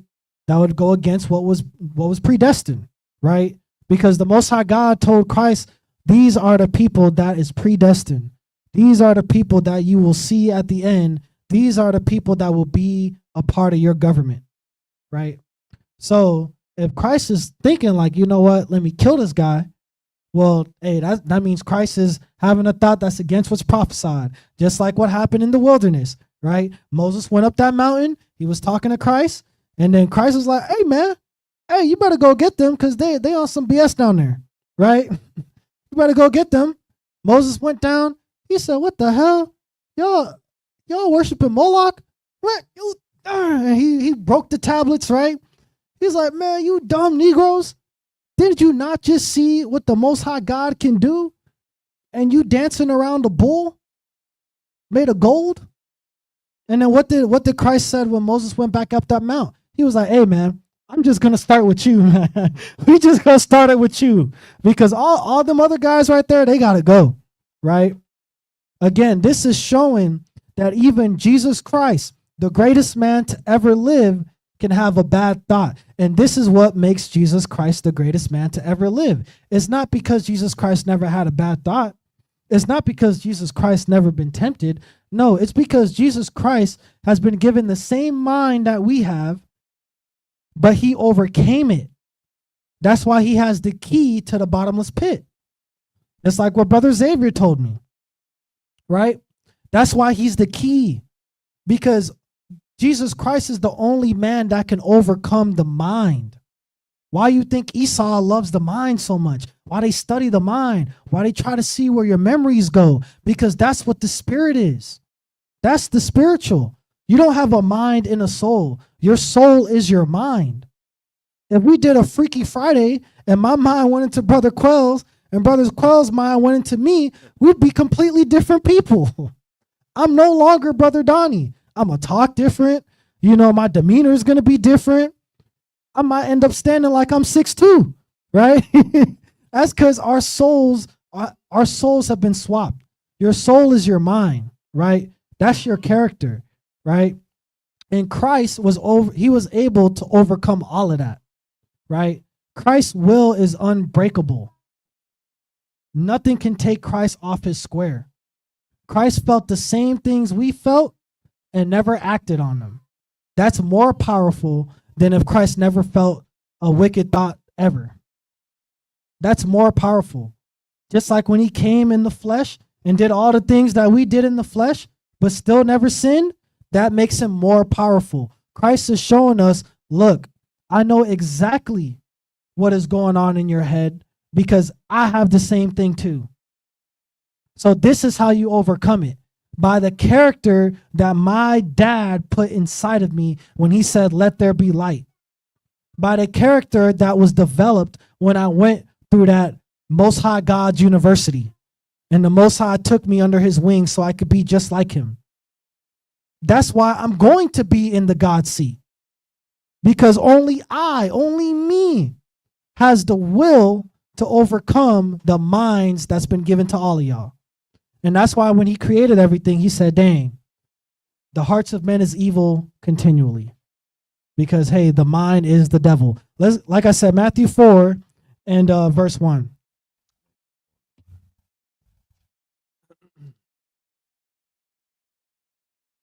This is Matthew chapter 4 and verse 1. Then was Jesus led up of the Spirit into the wilderness to be tempted of the devil. Okay, so hey, Jesus was led up with the Spirit. Again, we got to take the mysticism out, right? Because when we get into the mysticism, we start floating away like a hot air balloon, and we're no longer on the ground, right? We need to stay grounded, okay? So it said the Spirit, right? We know the Spirit isn't a ghost, right? The Spirit is the direction from God. It's the commandments, right? That's what the Spirit is, right? Romans 7, right? The law is spiritual, okay? So Jesus was led by the commandment of God to go into the wilderness so he could be tempted by the devil. And now again, this devil is not right? It's not that guy on your right shoulder, stabbing you in your neck. That's not what I guess technically it is, because yeah, that guy on your right shoulder, that's actually you right there, right? Like in the cartoons, how when you have the angel and the devil, don't the angel and the devil look like the person thinking? It looks like the person thinking, but with wings, and then the person on the other end that's red with a pitchfork, right? So this is the devil that Christ got tempted with, right? Let's get verse 2. In chapter 4 of Matthew. This is Matthew chapter 4 and verse 2. And when he had fasted 40 days and 40 nights, he was afterward and hungered. Okay, so hey, I don't know about y'all, but I can't do that. 40 days, 40 nights. If the Lord said Day of Atonement was 40 days and 40 nights, I'll do it. But hey, Brother Donnie would not be alive. I'll tell you that. Hey, I'll do it, and hey, maybe I'll be like Ezra. Maybe I'll start actually seeing visions of the end, and I'm like, oh man. No, I'm playing with you, but at the end of the day, right? It said Christ fasted for 40 days, 40 nights. Day of Atonement is one day, right? Is one whole day. Christ did 40, right? Let's put that in perspective. So it wasn't Christ was a hungered. Christ was starving. It wasn't Christ was hungry. No, he was starving. Christ was, man, let you have walked by smelling like a rotisserie chicken. Hey, you might have been up. You know what I'm saying? He was hungered, right? Verse 3. What happened as soon as he got hungry? Verse 3. Verse 3. And when the tempter came. And when who? The tempter came to him, he said, if thou be the Son of God, command that these stones be made bread. Okay. So hey, he was getting hungry. Now all of a sudden, Christ is hungry. The devil came. Oh, he's here now, right? You know why the devil came? Because Christ was in a weak position. Christ was weak. He's physically weak. Mentally, he's weak too. Because I don't know about y'all, I can't think straight when I'm hungry. That's why that Snickers commercial, you not you when you hungry. Yeah, Christ wasn't himself when he got hungry. Because guess what? Guess what Christ did? Let's get well, actually, it said in verse 3, if thou be the Son of God, command that these stones be made bread. Hey, Christ wasn't himself. He knew he couldn't eat at the time, but he's like, man, if I'm really him, I could just turn these rocks into bread right now and eat. Right? What did Christ say? Verse 4? Verse 4. But he answered and said, it is written, man shall not live by bread alone, but by every word that proceedeth out of the mouth of God. Okay. And so that's why we have to have these scriptures, right? Be sober, be vigilant, right? That's why we have to be prudent as well, right? Proverbs 18 and 14, right? That's why we have to study to show thyself approved, right? So that you can be an acceptable workman of God, right? If you don't do these things, if you don't prepare your heart, like in Ezra 7, then guess what? When that devil comes, when that tempter comes, how are you going to say it is written, man shall not live by bread alone, when in your mind you're like, it is written, damn, I forgot, I'm hungry. How are you going to battle the devil? Right? We're not going to go into this whole chapter, but the devil took him to the mountain and was like, man, look at all this right here, right? The devil, he took himself to the mountain and was like, damn, I don't have to get tortured. I have every power in my being to just wipe everybody out that's trying to torture me and just, do the prophecy my way. That was the thought. I don't have to suffer. I could just do this shit my way. Why would I have to go down and these Negroes are ungrateful. Why do I got to do this? Wait, no. It's written. Yeah. What did God say? Yeah, he said I can't do that. Yep. Okay. Man, I could just jump off this and no. It is written, thou shalt not tempt the Lord, right? So Christ is doing what he's telling us to do. That's why he is the greatest boss, because Christ gave us rules and he's abiding by them same rules, right?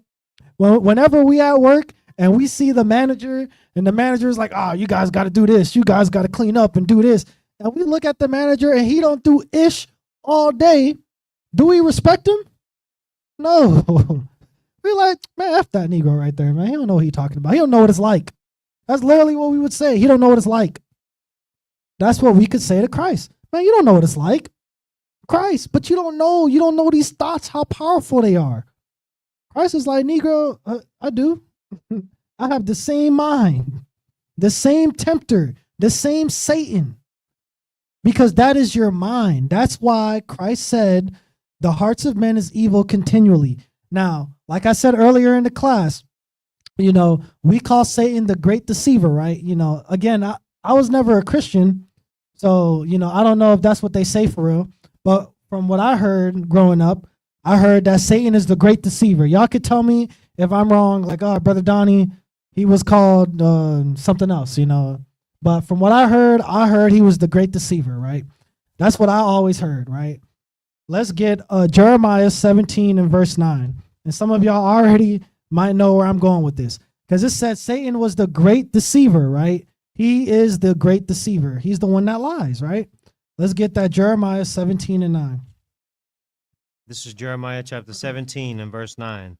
The heart is deceitful above all things. The what? The heart is deceitful above all things. The red man with the pitchfork. The heart is deceitful above all things. Read. And desperately wicked. Nah, just a little bit wicked. And desperately wicked. Notice how it said desperately. And if I'm desperate for something, it's going to happen. I'm telling you right now, if I'm desperate, it's going to happen. Like how we desperate for salvation, how we making sure that's going to happen. Hey, if I'm desperate for water, let's say for some reason I'm walking to Elder Rick's house for the Sabbath. I don't know why, but let's say I'm walking there. It's hot.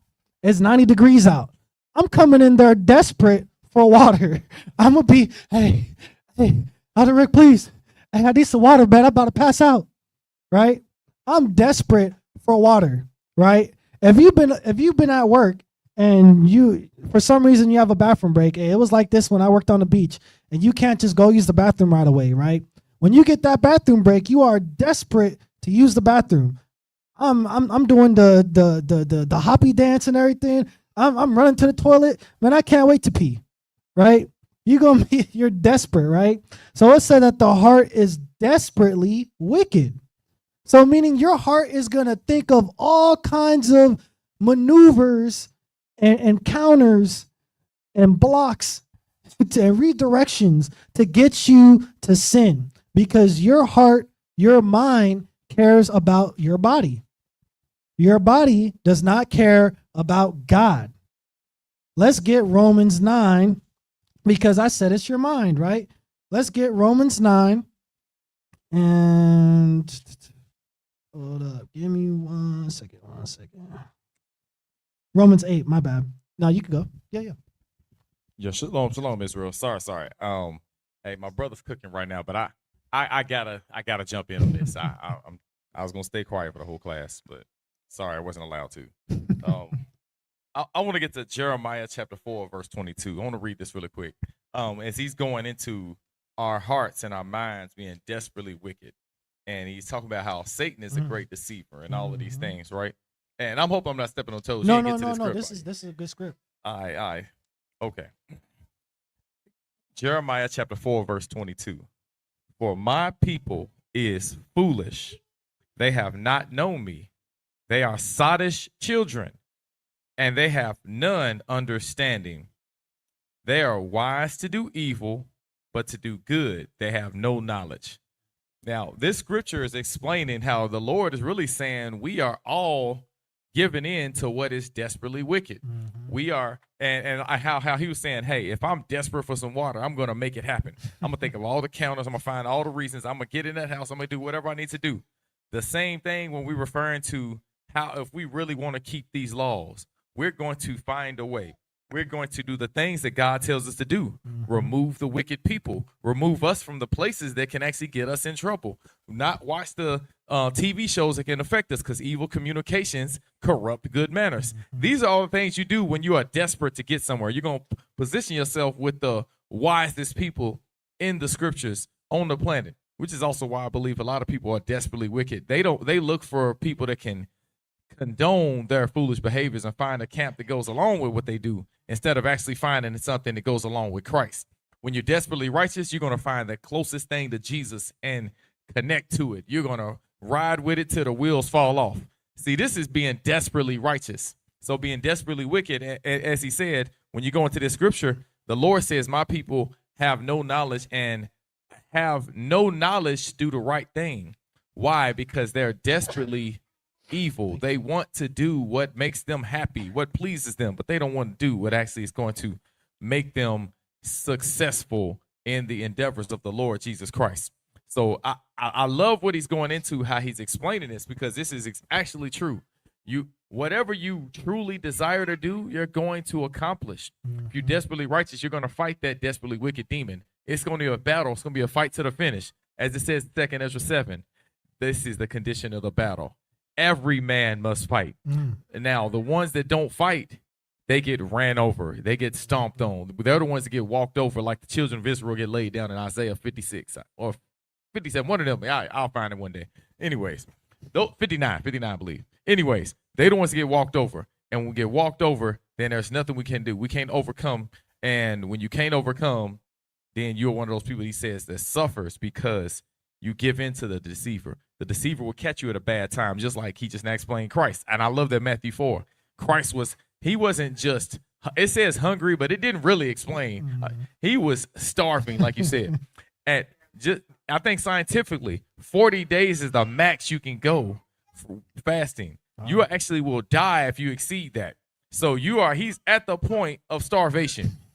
And the Lord came and I said the Lord, well, his mind came at his lowest point. All of us is going to catch us at our weakest point. So we got to always be aware of that and know that our heart is desperately wicked. Just like it's so desperately wicked that it's going to attack us when we're vulnerable. So desperately wicked that, as it says, Satan left and came back after a season. So I just want to keep that in mind. Hopefully I ain't keep it too long. Right. Y'all back home. Yeah, no, I'll praise to the Most High, because at Jeremiah 4:22, hey, that's a good scripture, because it said that in Jeremiah 17:9, it said that the heart is desperately wicked. And in Jeremiah 4:22, he says that our people are experts at being evil, meaning our people are experts at being worldly, living by our desires, right? And I mean, you can see it just even now, like we're literally the greatest at everything. And I mean everything very literally, you know what I'm saying? We are the greatest fornicators.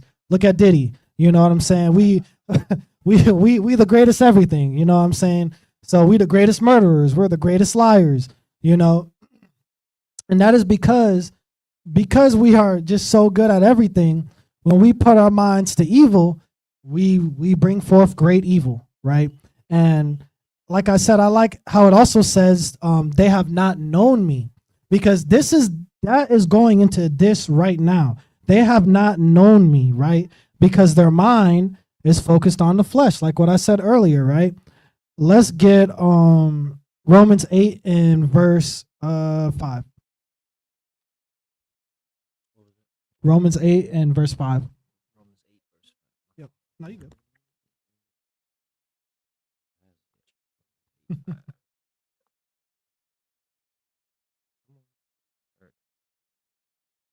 This is Romans chapter 8 and verse 5.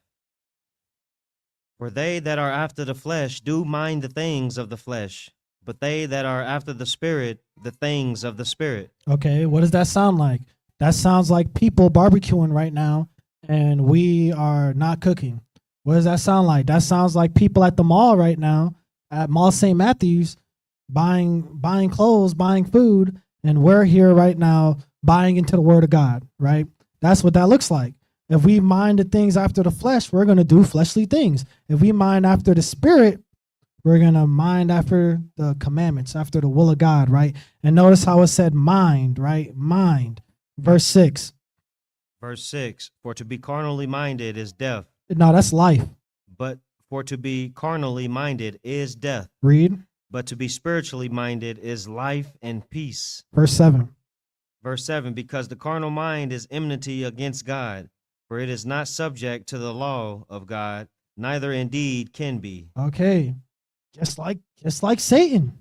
Just like the great deceiver, the guy with the pitchfork, right? He can't be under the subjection to the law of God, right? Because he's out here trying to get people to sin.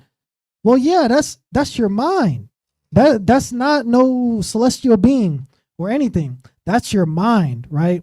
That's why it says, for to be carnally minded is death, but to be spiritually minded is life. To be focused on the things that your body desires is going to lead you to damnation, right?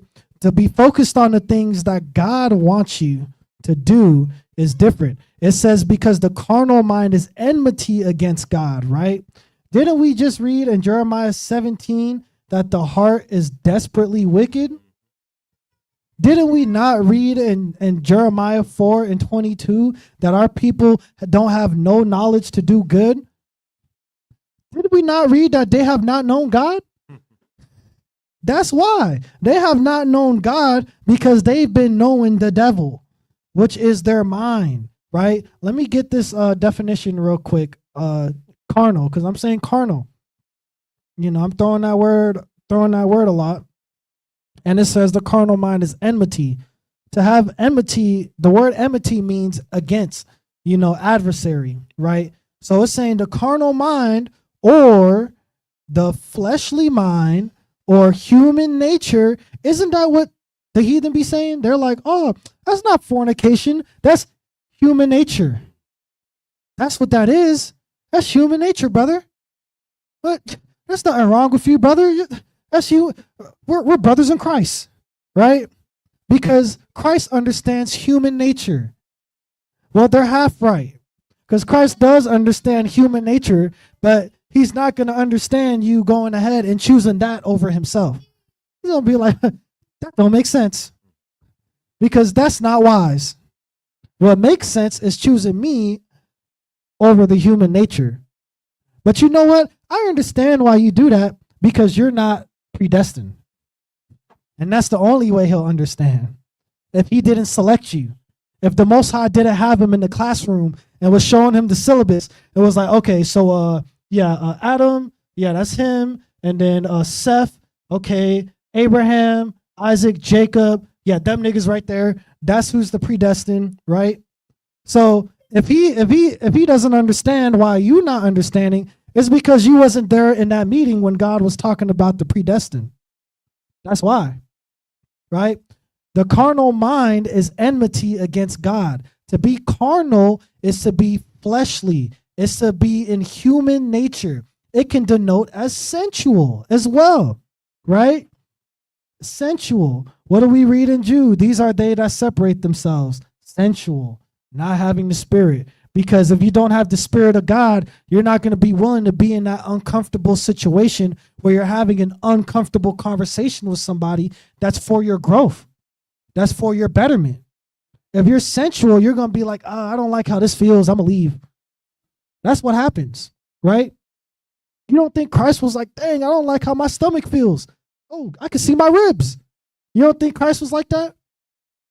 But he didn't turn those stones into bread. He waited on the Father's commandment because he was commanded by the Spirit to go into the wilderness and be tempted, right? So let's go all the way back now. Like I said, we're flipping. Hopefully you guys are staying with me.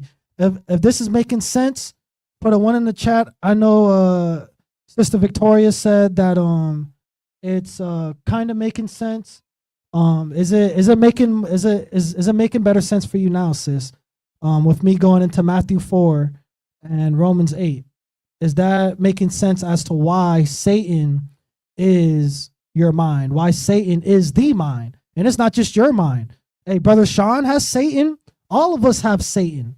That's why it is a spiritual warfare, because we are constantly fighting the devil. And that actually goes with a question that Sister Victoria said last week, because when the elder was teaching, she said, like, how do you stop bad thoughts from coming? It was a question along those lines. You don't. They're going to keep coming, because guess what? You are in the mind, right? God placed you in the devil's domain. And he did that on purpose because he wants to see, are you going to do what you want to do, or are you going to do what I want you to do? And that also lets us know that we are all evil. What do I mean by that? Brother Donnie, I got the fringes on. What are you talking about? I'm not going to the lake. I rebuke you. Hey, that's fine. That's fine, right? I'm not delusional, right? We are all inherently evil. So if we all know that the hearts of men is evil from youth, if we know that the heart is desperately wicked, if we know that the carnal mind is enmity to God, what does that say about us? That's saying we are all predispositioned to sin. That is what that is saying. That's why Christ said there is none good but God. He's like, nigga, don't say I'm good. The only reason y'all are not dead is because in the university, God was like, make sure to know, don't kill these niggas when you go on the job. I know you're going to be angry. I know you're going to want to wipe these niggas out, but don't kill them when you get on the job. I need these niggas alive for when I give you the God seat. That's why Christ is like, there's none good but God. Bro, don't say that to me, because I've only overcame because of the character that God gave me, right? And it's just like what Brother Xavier said, Matthew 24:13, endure ourselves, right? Matthew 24:16 also says that the spirit is willing, but the flesh is weak. The spirit is willing, but the flesh is weak. Your mind is going to be weak. Christ's flesh was weak when he was in that wilderness looking at them stones.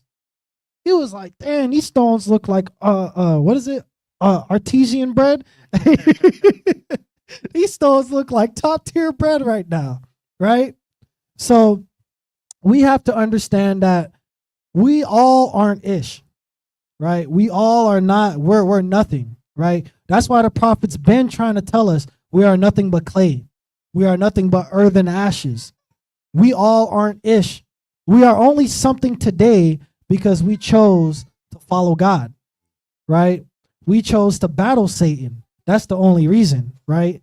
And with Job, let's go to Job chapter 1 and verse 16 now, right?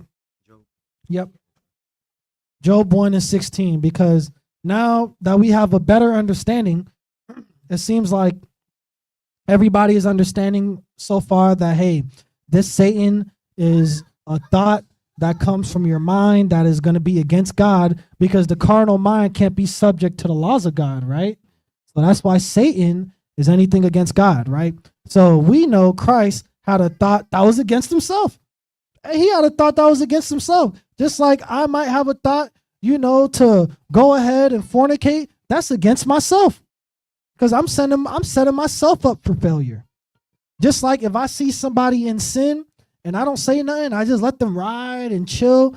Hey, my mama was breaking the Sabbath. My mama was breaking the Sabbath in our house. And I shared a house with Brother Sean and Brother Xavier.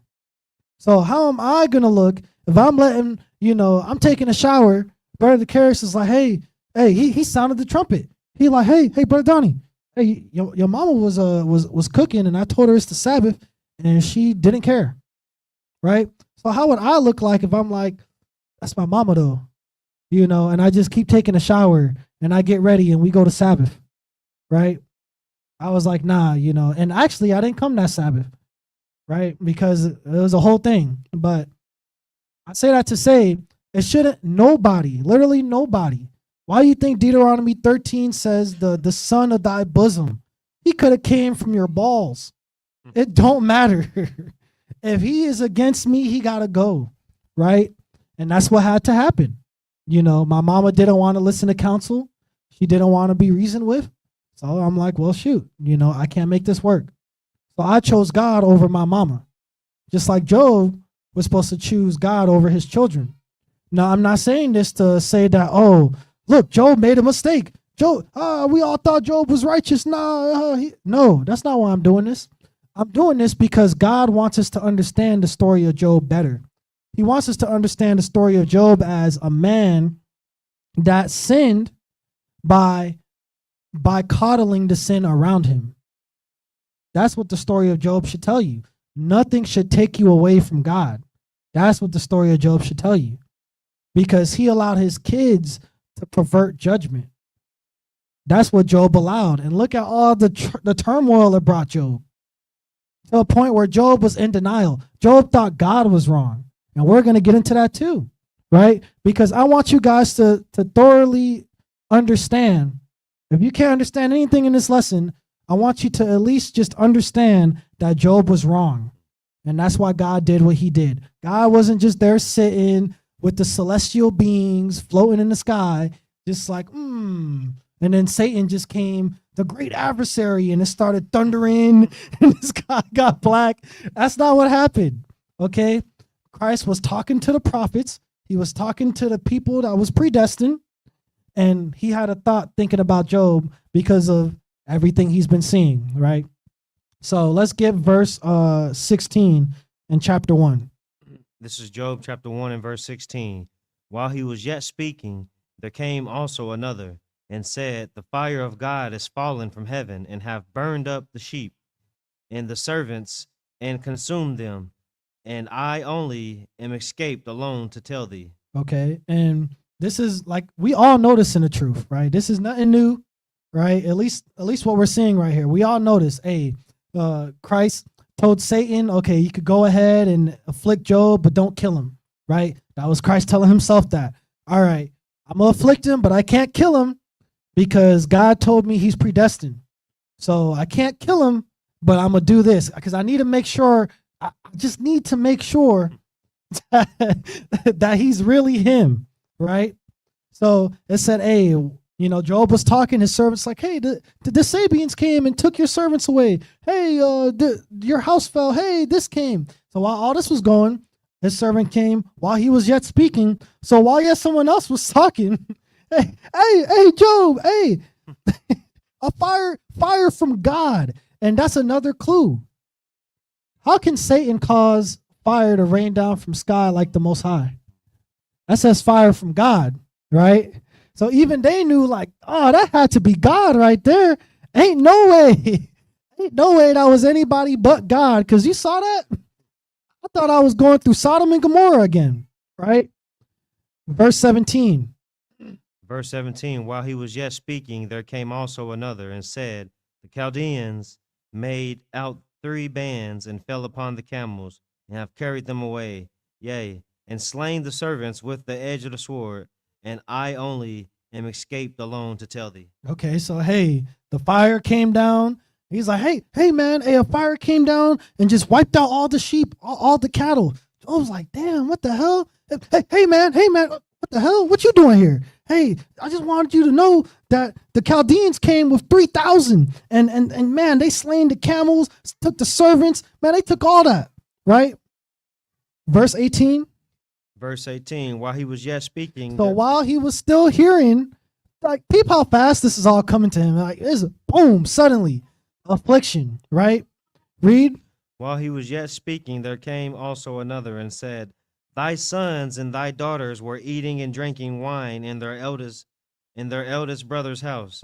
Okay, so hey, now they're all in one spot, right? They're all in one spot, eating and drinking wine with the eldest brothers, right? That's interesting, because in verse 5, if we really do understand that, okay, they were doing something in lasciviousness, right? They was acting according to the lust of the flesh, because 2 Peter 4:4 says, excessive wine and banqueting, isn't that excessive, them doing that almost every day for the week? That's excessive, isn't it? And now they're all together in one spot. You know what that sounds like to me? That sounds like, the painting, who did the Finger of God painting? Michelangelo? I think so. I don't know. One of them niggas, right? It's like that painting where we just see a bunch of naked men and women, and they're all just by each other and they're all happy, right? That's what I think of when am I wrong? I mean, that's what I think of. I think of a Diddy party, right? What do you think Diddy was doing? Like, Diddy was getting them in the party, and what was he offering them? Drinks, right? Drugs, right? So they can be out their minds, so they could be more susceptible to do foolishness, because we are all inherently evil. We have to accept that, right? So when we accept that, now we're like, okay, so while he was yet speaking, his sons and his daughters were eating and drinking wine in their eldest brother's house. Get verse 19 for us, Brother Quell. Say it again. Verse 19. Verse 19. Yep. Verse 19, and behold, there came a great wind from the wilderness and smote the four corners of the house, and it fell upon the young men, and they are dead. Young men, and I only am escaped alone to tell thee. Okay, so hey, we're about to get into scary territory, because this is when it got scary for me. When I was realizing this, I was like, oh snap, that's what was going on.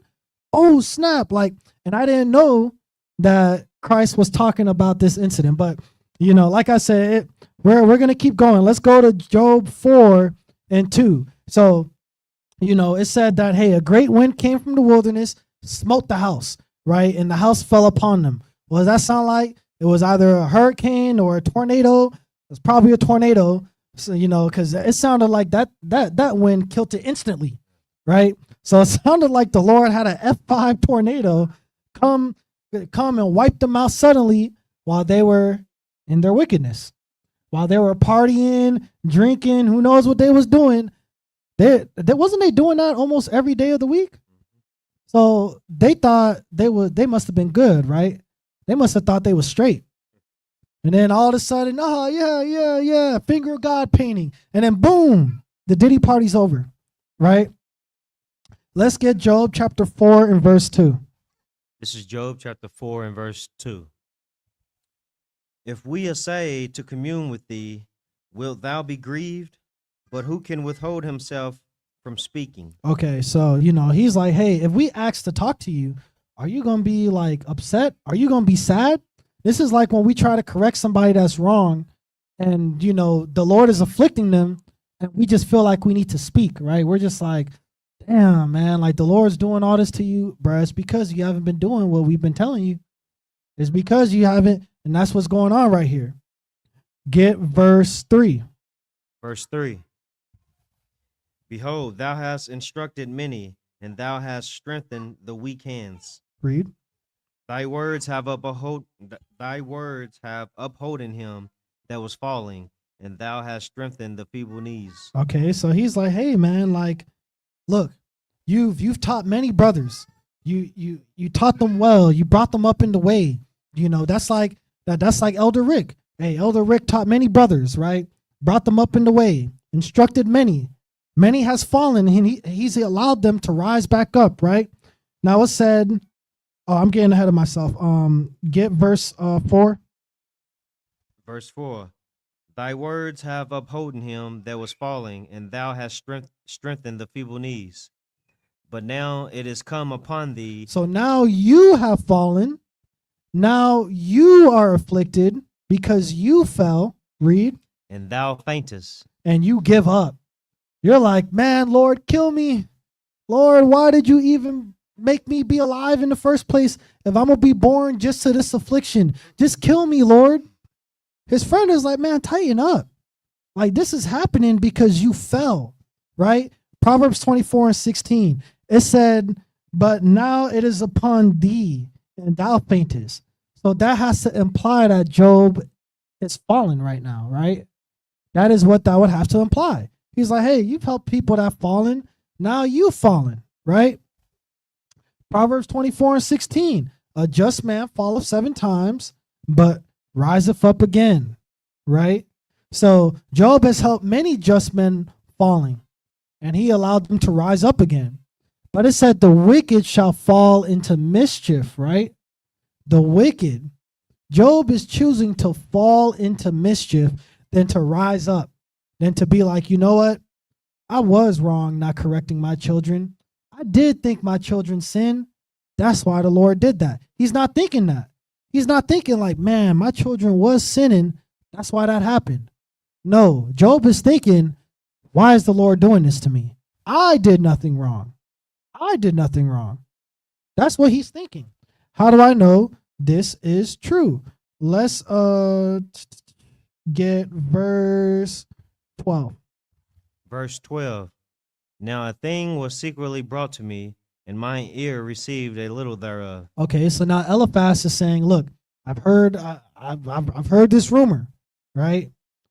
Verse 13. Verse 13. And thoughts from the visions of the night, when deep sleep falleth on men. Okay, so again, this isn't really too spiritual. He's just saying he fell asleep. He's saying in the thoughts from the visions of the night, when deep sleep falleth of men. He's saying, look, I had a dream when it was time for us to all go to sleep. I had a dream, right? Verse 14. Verse 14. Fear came upon me, and trembling which made all my bones to shake. Okay, so now he's like, man, I had this dream, and I was terrified.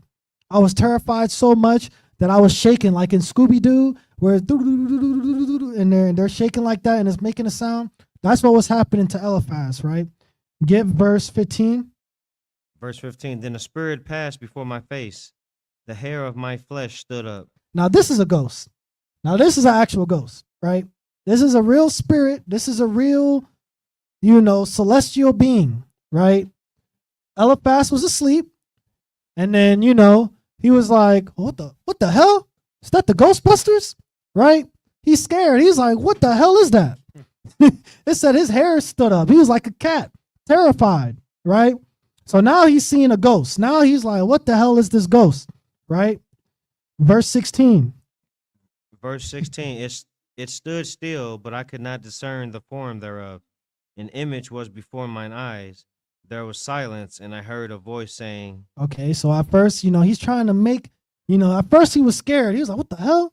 And now he's trying to examine, like, what the hell is this spirit? Who is this spirit right here? But it said he couldn't see the face. He's like, man, I don't know who that is, right? But now the voice is speaking. This spirit spoke. What did this spirit say? And mind you, Eliphaz is telling Job this dream because Eliphaz is trying to give Job counsel. This is why he was trying to tell Job that dream. Verse 17.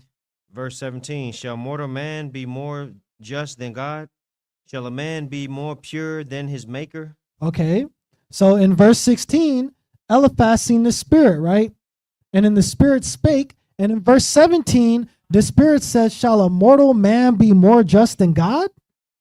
Shall a man be more pure than his maker? Why is Christ thinking this? Doth Job serve God for naught? That's why Christ is thinking this. Now it's coming together.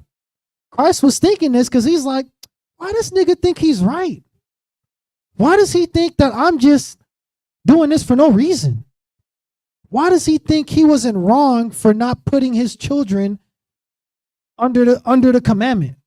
Which was really, I'm not going to say they were supposed to get stoned off rip. There was supposed to be a trial out of the hand of 2 or 3 witnesses. Shall every man be put to death? A trial was supposed to take place. None of that happened, right? So Christ is like, how does he think he's right in this situation when I took his children away, right? How do we know this is Christ speaking still? How do we know this is talking about his children? This is where it gets scary. Let's go to chapter 5 and verse 1. This is still Christ speaking in the vision that Eliphaz had when he was asleep. This is Job chapter 5 and verse 1. Call now, if there be any that will answer thee, and to which of the saints wilt thou turn? Read. For wrath killeth the foolish man, and envy slayeth the silly one. I have seen the foolish taking root, but suddenly I cursed his habitation. Okay, hold on. He said he's seen the foolish taking root, but suddenly he cursed his habitation. All that stuff that happened to Job, was it like all at once, or was it like spread out that the Lord kind of give him like, I'm going to afflict you this month, and 2 months from now I'm going to afflict you with this one? Is that what happened? Back to back with it. It was back to back, right? Didn't Christ say suddenly he cursed his habitation? Now he said he's seen the foolish taking root. What is this foolish that he's seen taking root? He's seen his children taking root in that wickedness. He's like, what the hell are these? What are they doing? What the hell? Right? How do I know this is talking about his children? Verse 4. Verse 4. His children. His what? His children. His ox. His children Read. Are far from safety. They're close to safety. Are far from safety. Nah, they're right next to safety. Far from safety. Read. And they are crushed. And they are crushed in the gate. Neither is there any to deliver them. Because only one survived, and that was the one person to let Job know the Most High killed them niggas. Right? It said his children are far from safety and they are crushed. Did it say that they were burned? Did it say that they were smitten by the sword? They were crushed, right? Crushed. Now, when we go to chapter 1 and verse 19, it said, and behold, there came a great wind from the wilderness and smote the 4 corners of the house, and it fell upon the young men.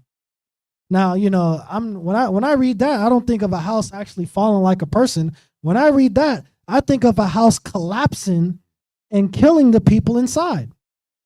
So when Eliphaz had this dream of Christ being angry, thinking like, why the hell does this nigga think he's better than me? Why does he think he knows more than me? His children are the reason why I'm doing this. His children are far from safety. They're far from safety. Let's go to Leviticus 25 and 18. It said they're far from safety. If his children was in the secret place of the Most High, would they be crushed? No. His children would have survived if they were in the secret place of the Most High. Didn't David say he never seen the righteous forsaken or his seed begging bread? Right? So what is that saying about his children? Leviticus 25 in verse 18. This is Leviticus chapter 25 and verse 18. Wherefore ye shall do my statutes and keep my judgments and do them, and ye shall dwell in the land in safety. No, in peril. In safety. No, by a F5 tornado crushing you in your house. In safety. Okay. So if his children was far from safety, they were far from the commandments. That is what that means. Now, again, if you still think it's birthdays, I just want to let this be on the record. There is no single scripture that is going to say, thou shalt not celebrate a day to thyself. There is not a single scripture. Moses did not say that to us. Moses did not say, thou shalt not go to the strip club and throw 20s on some hoes. Moses did not say that, right? It's not a sin if you go to the strip club. But what is that going to lead to? Fornication, right? When you go to the strip club, you seeing booty, you seeing breasts jiggling, right? The hearts of men is evil from youth. When I was a little nigga, man, I think we all know what I'm about to say, right? when I was a little man, I'm telling you, that's all we cared about, right? Who's the baddest teacher in the school? Miss Davis got that sundress on, bro. Hey, you saw Miss Davis with that sundress on, bro? Hey, that was cold, wasn't it? So that's why we don't go to the strip club, because I'm gonna be like, Miss Davis, let me get some 20s out, right? And that could have never been my intention, right? But if I'm far from safety, because think about it, why would I go to the strip club if I keep the commandments, right?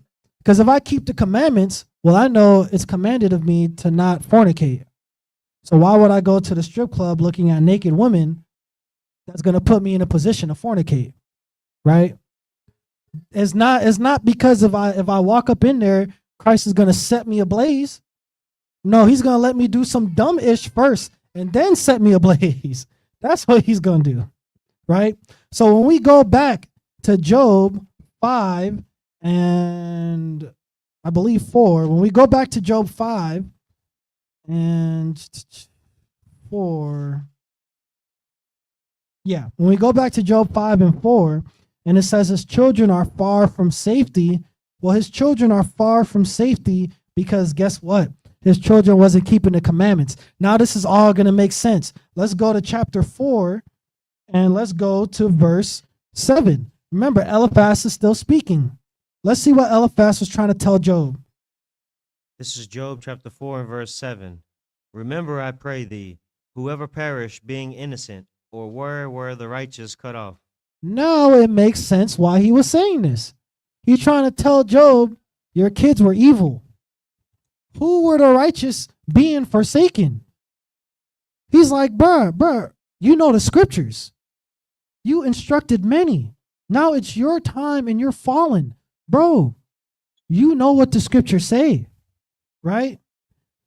When has the Most High killed somebody innocent? If your children were innocent, why did they die that way? Get verse 8. Verse 8, even as I have seen, they that plow iniquity and sow wickedness reap the same. They was plowing iniquity and they was sowing wickedness. So what did his children reap? Destruction. His children reap destruction, right? And before I forget, I want to say all praise to the Most High for Brother Judah Monster. Hey, thank you for the $20 helping out the ministry. And Sister Victoria for the super stickers, sending $5. All praises to the Most High. You know, hey, that goes into, putting your brick in. You know, that goes into how bad do you really want to see the kingdom come? Because there's a reason why all these pastors out here are all corrupt. Why they all bring the connotation of if you preach the word, you just want to make money. Because, hey, the children of the devil, Esau, that's why they're the children of the devil, because the first thing on their mind they do. That's why God said they're dogs. If a dog wants to, man, you guys see dogs hump couches. So what does that tell you about a dog's decision making? There is no decision making. The dog's like, damn, that couch looks like Bertha. He's gonna get on that couch. That's what's gonna happen. That's why the heathen are the children of Satan, because they do anything on their mind. Bestiality, the Epstein files, we all know what they do, right? They facilitated Diddy for the Diddy parties. They gave Diddy the resources to do this, right? So when we think about this, right, we got to understand, okay, look, his children died because they weren't righteous. And you are afflicted because you was in sin, not putting away the evil. Just like what the elder said earlier when he was breaking down Jeremiah 4 and 22, making sure the evil is away from you. Job was not making sure the evil was away from him. That's why Eliphaz had that vision. And when he was asleep and he seen Christ, and Christ is like, man, what is wrong with this nigga? That's why he felt so compelled to speak to him. That's why he said, if we assuade to commune with thee, wilt thou be grieved? He's like, hey, if we ask to speak to you, like, why are you going to be upset? Because how can we just sit back and let you say that God is wrong? That is what his friends is doing. So now it should make a little bit more sense when you're reading the story of Job and you're like, why the hell is his friends on his ass? His friends is on his ass not because they was being evil, but because his friends actually loved him. Job had real friends, because Job's friends could have just let him just be off. They could have been like, yeah, we'll just let that nigga think that, his children wasn't on no freaky stuff. Right? But they're like, nah, like this is the man who instructed many. This is the man who upholding the feeble knees. It's our time now. It's our time now to pick him up. That's what the brothers was doing, right? Let's go into verse 6, because this is gonna go into what I said. Job thinks that the Lord just afflicted him out of nowhere, right? Job thinks he was doing righteous, and the Lord just, boom, affliction, because the Lord was in the clouds, and Satan came through the clouds and convinced God to do something different, convinced Christ to do something different, right? Let's get verse 6 in chapter 5. Yep. This is Job chapter 5 and verse 6. Although affliction cometh not forth of the dust, neither doth trouble spring out of the ground. Okay, so what does that mean? He is saying that, bruh, God's not going to afflict you out of thin air. Affliction is not just going to magically come and boom, it got your ass. No, that's not how it works. He's saying affliction cometh not forth of the dust. And actually, this is Christ speaking, excuse me, because this is verse 5, right? So Christ is still speaking through that dream that Eliphaz is having through the night. So after Christ said that his children was far from safety, that's why I killed them, he's saying affliction cometh not forth of the dust. That's like saying, we all heard that saying, problems don't come out of nowhere, or you know what I'm saying? Like that is what Christ is trying to say. I can't illustrate that better for y'all. So hopefully y'all understand what I'm saying, right? Christ is trying to let him know, like, hey, trouble doesn't just appear. There's a cause and effect for everything. There's a cause and effect. So our original understanding of the story of Job is that Christ just afflicted Job to test him, just to go ahead and test him, right? That's half true, because Christ was testing Job, but it didn't just come because Job was righteous and Satan was like, you think that nigga's really solid? No, that happened because Job was in sin, allowing his children to sin, knowing his children was in sin, because remember, he said it may have been that they sinned. He knew his children was in sin and didn't set the standard against them. So now trouble came and is afflicting Job. It didn't just pop out of nowhere, right? It's because Job wasn't following the standard. That's why Christ is so upset. That's why he's like, shall a mortal man be more just than God? Affliction doesn't just come forth out of the dust. You did something wrong, and I'm correcting you. And instead of receiving that correction from Christ speaking, literally Christ is speaking through his friends. Instead of him receiving that correction, Job was saying they was wrong. He's like, you guys are wrong. You don't know what you're talking about, right? This is all going to make sense now. If you go back and reread the story of Job, hopefully this makes more sense to you now. Hopefully you're not lost no more. Because, hey, I was lost. When I first read through Job, I was lost. I was like, I don't know what is going on. But, hey, Elder Rick just said keep swimming. So I'm going to keep swimming. It's eventually going to make sense, I guess. I'm just going to keep reading. And now we're here, right? That's what happens when you put God over yourself. You see, it wasn't that big of a deal for me to be right. I was like, oh shit, I don't know what it's saying. I'm just gonna keep going. God's eventually gonna reveal it to me. And because I had that patience, the Most High was like, okay, when you come back, and notice I had to come back. I read through and I came back. I didn't read through and was like, all right, God, thank you for the university. And I went off into the workforce. I'm still in the university, right? Except we're doing dual enrollment. We're in the university. We're doing on-the-job training. We're in the university and we're working, right? We're doing OJT. right? And so again, when these afflictions come, it's not just out of the dust. It doesn't just come out of nowhere, right? Let's go to chapter 9 now and verse 17. This is Job chapter 9 and verse 17. My bad, 13. Verse 13. Job 9 and 13. If God will not withdraw his anger, the proud helpers do stoop under him. Okay, so this is Job talking. How do we know this is Job talking? In verse 1, it says, then Job answered and said, right? The first, I guess I'd say 80% of the portion of Job is really just Job having an argument with his friends. That's really what's going on. They're arguing, and his friends is like, nigga, you was wrong. Job is like, nah, you niggas is wrong, because instead of giving me comfort, you niggas is trying to rebuke me. You guys have no understanding. Then his friends is like, you have no understanding. Now Job is saying, so that's what's going on, right? But in reality, Job was wrong, right? Because it said in verse 13, Job is saying, if God will not withdraw his anger, the proud helpers do stoop under him. Verse 14. Verse 14. How much less shall I answer him and choose out my words to reason with him? So now he's trying to make it seem like God won't even hear out his cause. Because his friends is trying to tell him, hey, if you was wrong, bro, why don't you pray to God? Won't God show you? Won't he reveal it to you? So if you are right, then why have you restrained prayer to God? Right? What was Job's answer? Who can contend with the Lord?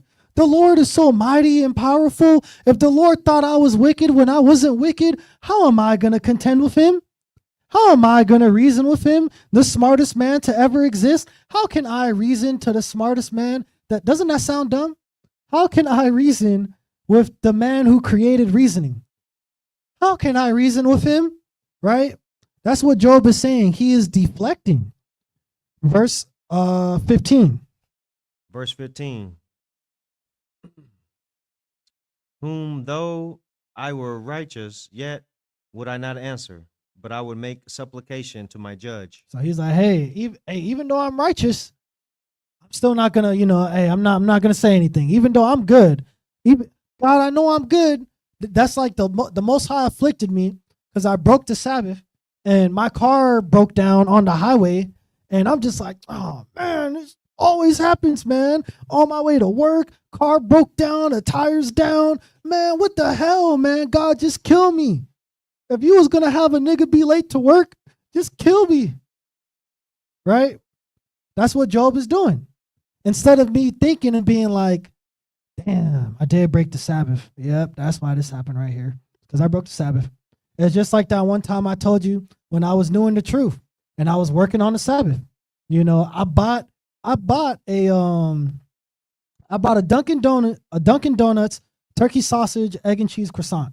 I'll never forget it because I got bled for that. The Most High caused me to bleed for that. But I had that sandwich. I was getting up in my truck, and then boom, I smashed my head against the frame of the truck. Wasn't even looking. And then I'm like, damn, that shit hurt. And I'm looking, I'm bleeding. I'm like, God. And guess what? As soon as that happened, I was like, oh shit, it's the Sabbath. I kid you not. As soon as that happened, bam, I said, damn. Oh, it's the Sabbath. That's what should have happened with Job. Job, all that happened, bam. Damn, my kids was doing some freaky stuff. That's what Job should have thought about. But instead, Job's like, though I were righteous, yet would I not answer. Right? Verse 17. Verse 17. For he breaketh me with the tempest, and multiplieth my wounds without cause. Nah, God had a good reason to afflict me. Without cause. Nah, God was right to afflict me. He multiplieth my wounds without cause. Job thinks God is wrong. He genuinely thinks God is wrong. This is not a man that, I'm not saying he's not a righteous man. I'm just saying in this point of time, this is not a man that was being righteous and God afflicted him and he stayed being righteous. No, this was a righteous man that got taken out by the love of the world, his children that hated God, and instead of accepting it and being accountable, he blamed God. But during all of this folly and foolishness, he never sinned. He never added sin upon sin. Because what did his wife tell him? Curse God and die. You sound stupid. But anyways, God, you wrong though. Like, you wrong for doing all this to me. Why did you do this to me? I'm never going to curse you because I know deep down in my heart I'm actually wrong. And if I was to do that, I'm never going to be saved. So I'm just going to keep complaining until you hear me. Right? And it's just like what Elder Rick said. The Most High knocked the memory of Sabbath. Hey, real talk. And he smacked me upside my head like my dad used to do. You know, come on, boy. You know, that's what he did. That's what he did to me, man. And I was like, oh, snap, it's the Sabbath, right? So Job should have been like, oh, snap. That's because of what I did, right?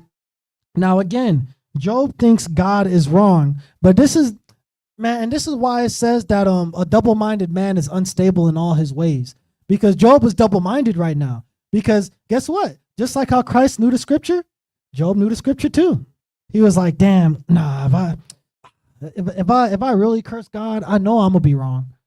I know I'm gonna be wrong. But damn, I didn't do anything wrong. Right? He's doing that Isaiah 28:15. He's making lies his refuge. Right? Let's go to verse 20. Verse 20. If I justify myself, mine own mouth shall condemn me. If I say I am perfect, it shall also prove me perverse. Okay, so he said, if I justify myself, my own mouth shall condemn me, right? Did he not say in verse 15, whom though I were righteous? Did he not just say that? A double-minded man is unstable in all his ways. So he just said, nigga, I'm right. Why did you do this to me, God? You're wrong. And now he's also saying, man, if I just say I'm right, then I'm going to condemn myself. My own mouth is going to show that I'm stupid. Right? Get verse 21. Verse 21. Though I were perfect. No, even though I wasn't perfect. Though I were perfect. Even though I let my children sin and did nothing. Though I were perfect. Read. Yet would I not know my soul. I would despise my life. So I'm telling you, this is the spiritual battle right here. This is the spiritual warfare. We're seeing it unfold right now with Job's mind, right? Let's go to Job 8 and verse 1. This is Job chapter 8 and verse 1. Then answered Bildad the Shuhite and said, how long wilt thou speak these things? And how long shall the words of thy mouth be like a strong wind? So he's saying, man, you saying nothing. That's literally what he's saying. He's saying, you talking air, man. Like, it's hot air coming out your mouth. How long are you going to keep doing this, bro? Right? Get verse 3. Verse 3, doth God pervert judgment, or doth the Almighty pervert justice? Now, didn't he say in chapter 9 and verse 17 that God multiplied his wounds without cause? So why do you think his friends is like, nigga, you tripping? That's why they on his ass, because Job was out the spirit. That's why Job's friends was on his ass, because he was out of the spirit. He literally said, and multiplieth my wounds without a cause. And notice how he also said he breaketh me with a tempest. A tempest. A tempest is a strong wind, right? How did the Lord break Job with a tempest? That tornado killing all his children. That broke him.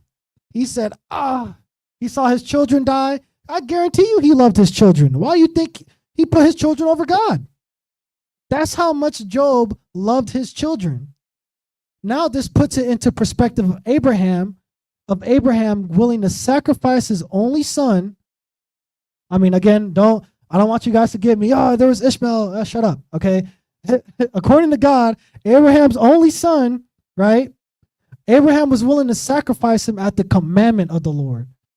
He didn't ask God, why are you doing this? God, just kill me. Why would you have me be alive for 90 years to wait on a son? You finally give me my promised child, God, just kill me if you're going to take him away. Is that what Abraham said? No. Abraham was like, you know what, God? All right, because I know you're going to bring him back.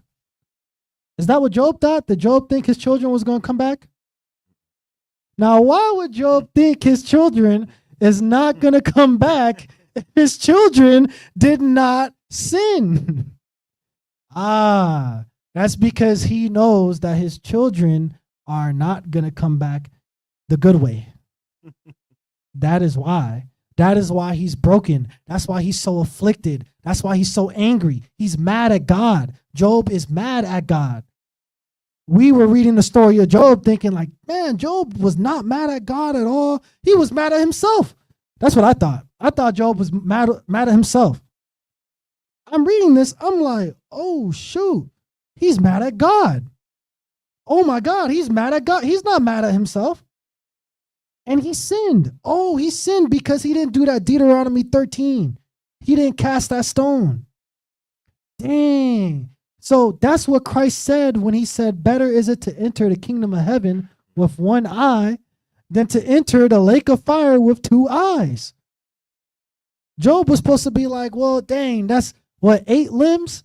All right, 8 limbs gone. I'm going to enter the kingdom on a wheelchair or whatever they had back then. You know, that's how I'm going to enter the kingdom. But he didn't have that mindset, right?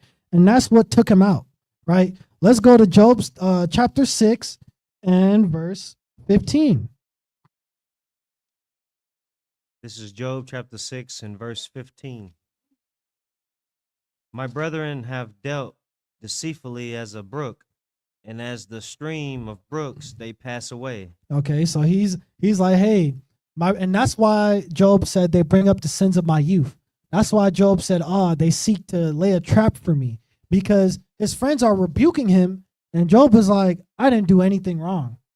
You guys are lying. So not only does Job think that God is wrong, but he thinks his friends are liars. So he thinks God is wrong and he thinks his friends are liars. What is the only constant that we know for sure? His children sinned and Job did nothing about it. That's the only 2 things we know for a fact. We don't know. I said his children was on some freaky stuff, but who knows? They could have been getting drunk and doing a different kind of sin. We don't know. At the end of the day, they were in sin. I personally think they was on some freaky stuff. You know, there's too many scriptures that the Most High gives us talking about wine and women and not gazing upon a maid. And in fact, in Sirach 9:9, if you go to verse 8, that's where it says, gaze not upon thy eyes upon a maid. But that's why he said all these things. Why you think Lot had Moab and Ammon? Because when you get a little too turned, things happen, right? Well, what's that saying that they say about the Diddy party? It's like anything happens at a Diddy party or something. Like, Ain't no party like a Diddy there you go. Ain't no party like Job's children's parties. All right. I guarantee you they was having a blast, right? Sin that's why I tell the kids. Sin looks good, it smells good, and it tastes good. Man, it's gonna taste amazing. But you're gonna digest it and you're gonna be on the toilet forever. So, and that's what Job had to come to understand. That's what he had to accept. But instead of accepting it, he said, hey, my brethren have dealt deceitfully with me, right? Get verse 22, because I'm saying that Job was saying that his friends are wrong. And this is what I was saying to Brother Sean. You know, I was like, hey, Job's friends, like Job is trying to tell his friends that you guys don't know what you're talking about. That is what Job is. He's coming in a position of pride instead of humbling down and hearing what they have to say. And how do I know this is true? Because verse 22. This is Job chapter 6 and verse 22. Did I say, bring unto me, or give a reward for me of your substance, or deliver me from the enemy's hand, or redeem me from the hand of the mighty? Now, to be redeemed means you had to be in wrong, right? To be redeemed means you had to be against the Lord. Job is like, did I ask you niggas to redeem me? Did I ask you niggas to come and give me all these scriptures? Right? Read. Verse 24. Verse 24. Verse 24, teach me, and I will hold my tongue, and cause me to understand wherein I have erred. So is Job coming in a position of humility? Yes. Yes. He's coming in a position of pride because he's coming in a position of pride, Yeah. right? Because he's like, that's like if I sin, Brother Quell's coming to me and he's cutting me up with the scriptures. I'm looking like I came out the operating room, and I'm like, nigga, did I ask you to teach me? Did I ask you to give me scriptures, nigga? You see I'm afflicted, bro. What you doing, right? That's what he's doing. He's like, man, get on with that, right? Let's go to chapter 7 and verse 7 now. Job chapter 7 and verse 7. Oh, remember that my life is wind. Mine eye shall no more see good. Okay, the wicked shall fall into mischief. They shall fall. He literally said, hey, I'm not going to see what's good no more because what's good is wrong. That's what Job is thinking. What's good is wrong because I lived good and I'm getting afflicted. So what's good is wrong to God, and I don't know why because it's God, but it's God, so how can I fight with God? That's how Job is coming, right? Let's get verse 8. Verse 8. The eye of him that have seen me shall see me no more. Thine eyes are upon me, and I am not. So he's like, hey, you guys see me right now? I'm going to die. I'm not going to be here no more. Man, I'm going to die. I can't wait to die. I'm going to die. That's what Job is saying. Verse 11. Verse 11. Therefore I will not refrain my mouth. I will speak in the anguish of my spirit.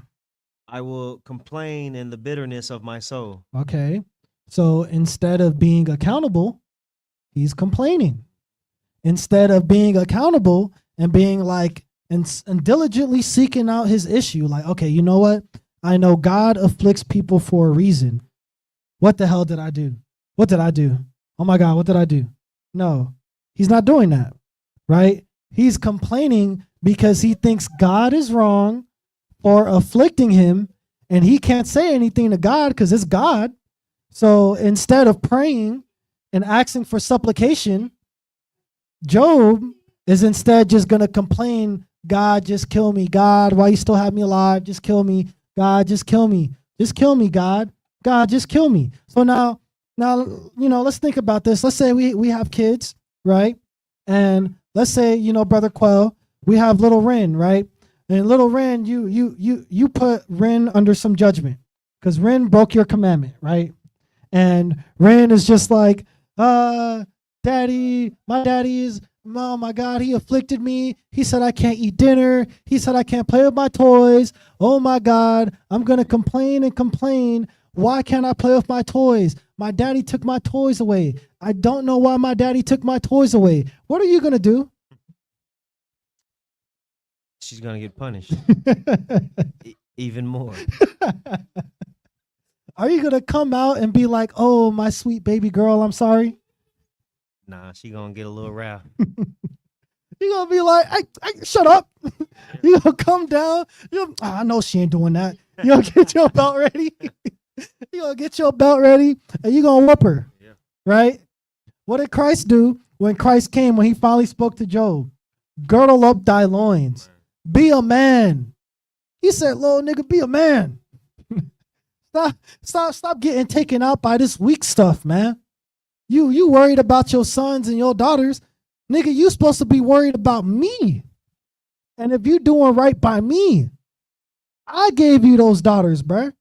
I gave you those children. So who are you to come to me and say that I am wrong?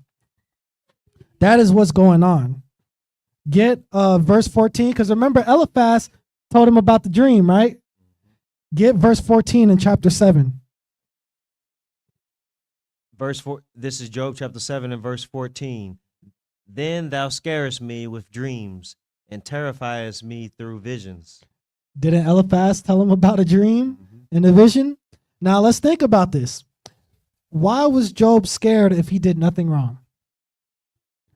If Job did nothing wrong, when he heard Christ say, shall a mortal man be more just than God? When he heard Christ say his children are far from safety, instead of being scared, he should have had clarity. That moment should have gave him understanding. Oh, and then he could be scared. Not gonna lie, I would be scared. I would have been like, oh shit, yeah, that's really God. I would have been like, no, that's really God, right? That's what I would have been, right? So instead of doing that, he's saying his friends are wrong and you're trying to scare me with visions. No, they're not trying to scare you with visions. You got scared because you knew it was true. That's why you was scared. You knew it was true. That's what scared you. And I see a comment from Brother Kenny. Hey, shalom, bro. He said, shalom, brothers. Hope y'all got the pork ribs on the grill, red, white, and blue. Oh, yeah, it's the 4th of July, brother. Hell yeah, brother. Oh, that's funny. I forgot about that. But it's funny, too, because, man, like, I forgot it was the 4th today, but they were blowing fireworks all last night and blowing fireworks today. And that legit was not on my mind. That's what happens when you become a new creature. I'm not saying when them fireworks popped, I wasn't like, here they go with that 4th of July BS. I was, but it wasn't something to make a note in my mind of. Like when Paul says, note that man. Yeah, it wasn't something to make a note in my mind. I was just like, they on that BS, right? But like I said, shalom to you, Brother Kenny. Lord's will all is good. We free under grace. Yeah, we are technically free by being prisoners of the Lord. And we have the grace to change our ways, So yeah, all praises and glory be to the Most High God. And now let's get Job 15 and verse 1, right? We're kind of jumping back and forth, forward and backwards, but I want you guys to thoroughly understand the reason why God did what he did to Job. So Job 15 and verse 1. This is Job chapter 15 and verse 1. Then answered Eliphaz the Temanite and said, should a wise man utter vain knowledge and fill his belly with the east wind? Okay, so he's saying the same thing that Bildad said. He's like, bro, you ain't saying anything but hot air. Like, are you going to fill your belly with the east wind? He's basically saying that you are digesting things that are of no profit to you. You are uttering things that are of no profit to you. They're of no profit to the conversation. We're having this conversation right now, rebuking you so you can change. The things you're saying has no sustenance to it.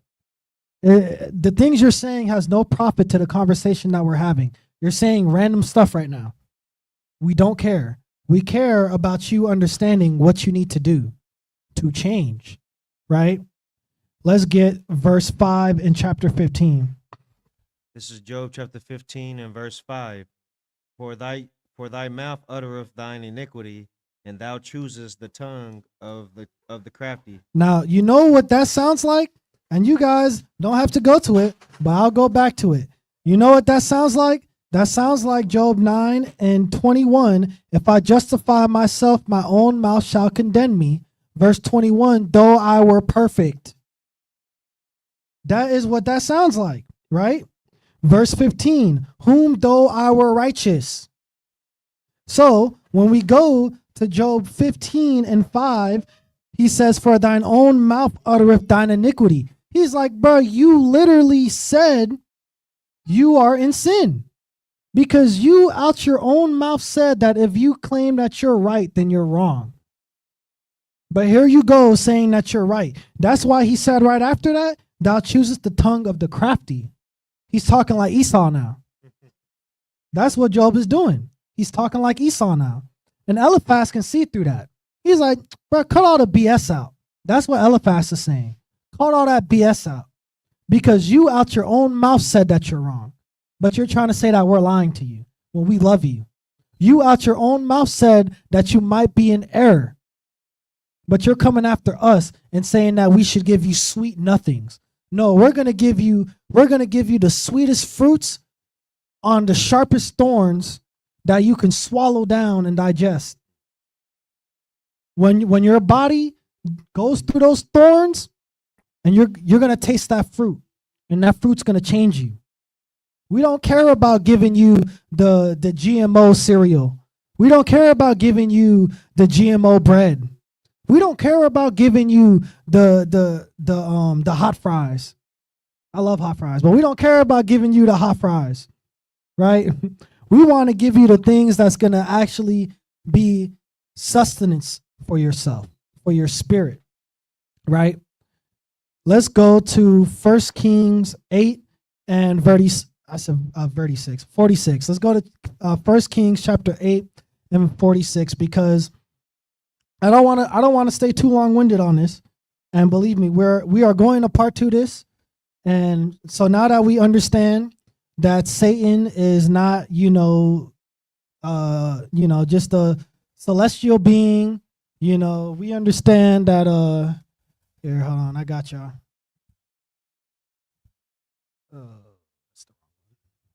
Okay. Okay. So yeah. So now, as we can see on the screen, we know this isn't Satan right here. This is literally something that's made up. Just like the white Jesus, that's made up, does not exist. This is made up. When you look up King Solomon and you see that white dude, that is made up.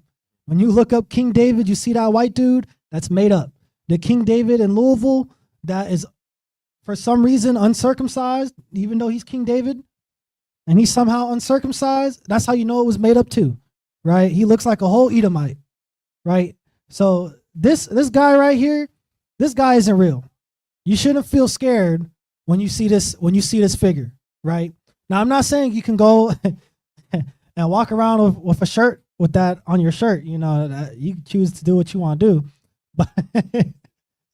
but that goes into 1 Corinthians 8. Though we have this liberty, let's not let this liberty be a stumbling block for those whose conscience is weak. I'm not gonna put fringes on a shirt with fake Satan on it, because I don't want somebody that's weak and conscious to be like, oh yeah, I knew that ish wasn't real. Because look, he got the Baphomet. He got the Leviathan, right?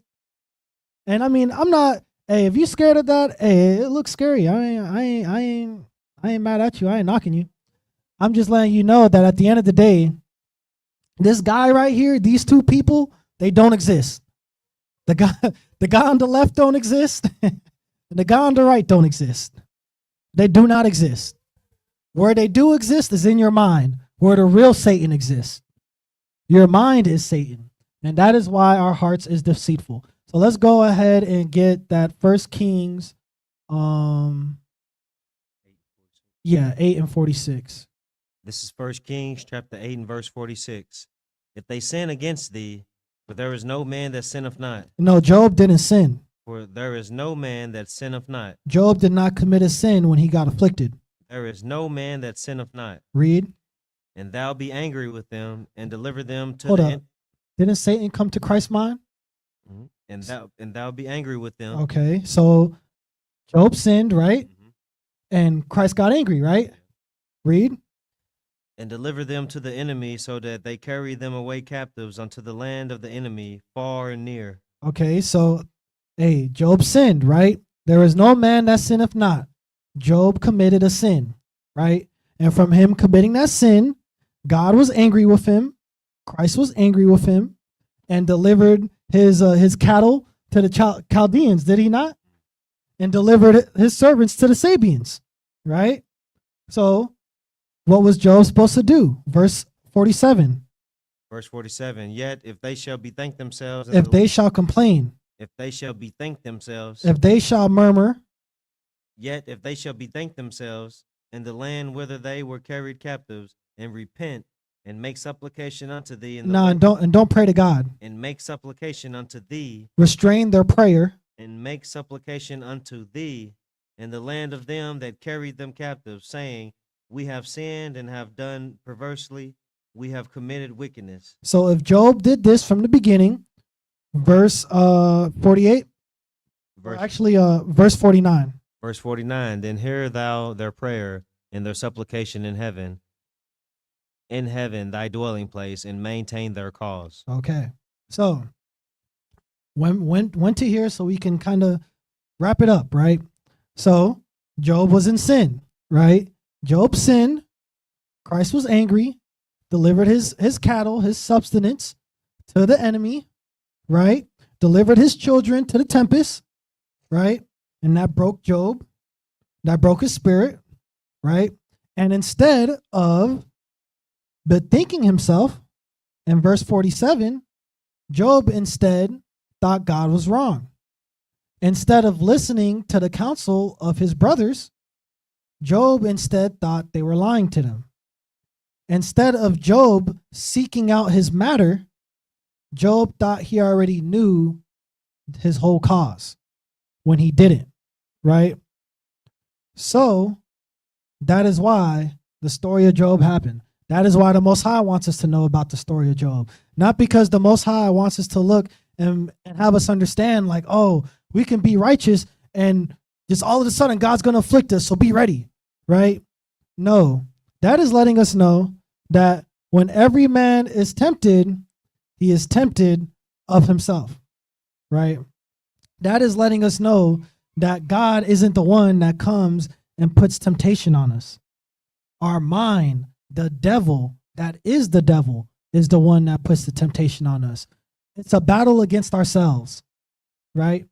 And why you think Christ said it's spiritual warfare? Because in Matthew 11, it was Matthew 10 or 11, in the book of Matthew, right? Christ said that if Satan cast out Satan, then Satan is divided against himself, right? And a nation divided against itself cannot stand. So if you are divided against your Satan, that Satan cannot stand. If you are constantly fighting the evil thoughts that you have that go against God, those evil thoughts won't stand. But if you stop dividing good and evil, if you stop dividing right and wrong, then guess what? Those evil thoughts will now have place in your mind, which is your heart, which is the devil, the greatest deceiver, the best liar of them all, because your heart is deceitful above all things. We know God doesn't lie. God doesn't change. So if God said the most deceitful thing is the heart, we know the devil is the most deceitful. Our heart is the devil. Our mind is the devil. So when you're watching those Disney movies, follow your heart. Throw tomatoes at the screen and then clean it up. You know what I'm saying? Because you probably can't be watching TV with tomatoes all over your screen, right? So when you see these movies, it's like, follow your dream, kid. You carve out your own destiny, kid. You know? when you see those movies and you see that, your stomach should start bubbling a little bit, because you should want to go to the bathroom, because that should have made you sick, right? So yeah, like I said, we're going to part 2 this, and in part 2, we're going to go into with the same understanding that we gathered here. Is that Satan the same all throughout the scriptures? Can there possibly be an actual person with the pitchfork? Because I'm going to tell y'all right now, when I was reading through and I wanted to find out who was Satan, it was because our elder, he always says, take the mysticism out of it. Take the mysticism out of it. A lot of like the most wild revelations that I had about the truth was from him breaking things down that I thought was way deeper than what it was. And it ended up actually being deep, but in a different way, right? When we take that mysticism out, we can then be grounded and understand what things are, right? We misinterpreted Job because God intentionally said, hey, Job was a righteous man, the one that eschewed evil, right? And because we read that, we didn't even think 1 Kings 8:46. Maybe Job did sin, and we just kept on going. And even if celebrating a birthday is a sin, Job was still wrong for not addressing that and correcting his children, right? So, and like I said, I was reading this so I can honestly support that the devil was a real being, a celestial body, because my understanding was that the devil works for God, and God gives the devil orders to go out and confuse people, right? And that's why I was reading that, because I was like, man, I know the elder always says, take out the mysticism, but man, this got to be a real person. He's talking to him. But then when I started thinking, I'm like, wait, I talk to myself. before I do something wrong, I actually talk to myself. The scripture says to extol not thyself in the counsel of thy own heart, right? So the scriptures are saying don't just sit there and talk to yourself forever, right? David did say he made diligent search for his spirit when he laid on his bed. Psalm 77:6. So when we take all that out, we can then find a better and more grounded explanation to why things happen in the scriptures. So yeah. Do you have anything for us, Brother Quell? Well, hey, you know this. All praises. Hey, Lord's will, this was edifying the people. And if you were edified, just know it came from God. It didn't come from any of us. You know, it all came from God. So all praises and glory be to the Most High God. Let's never forget to say that. Give him his honor always. Give him the double portion. And let's enjoy our double portion of the Sabbath. So And continue to endure, as always. all praises. Hey, continue to endure. So and that I say shalom to y'all, Israel, and let's enjoy the Sabbath.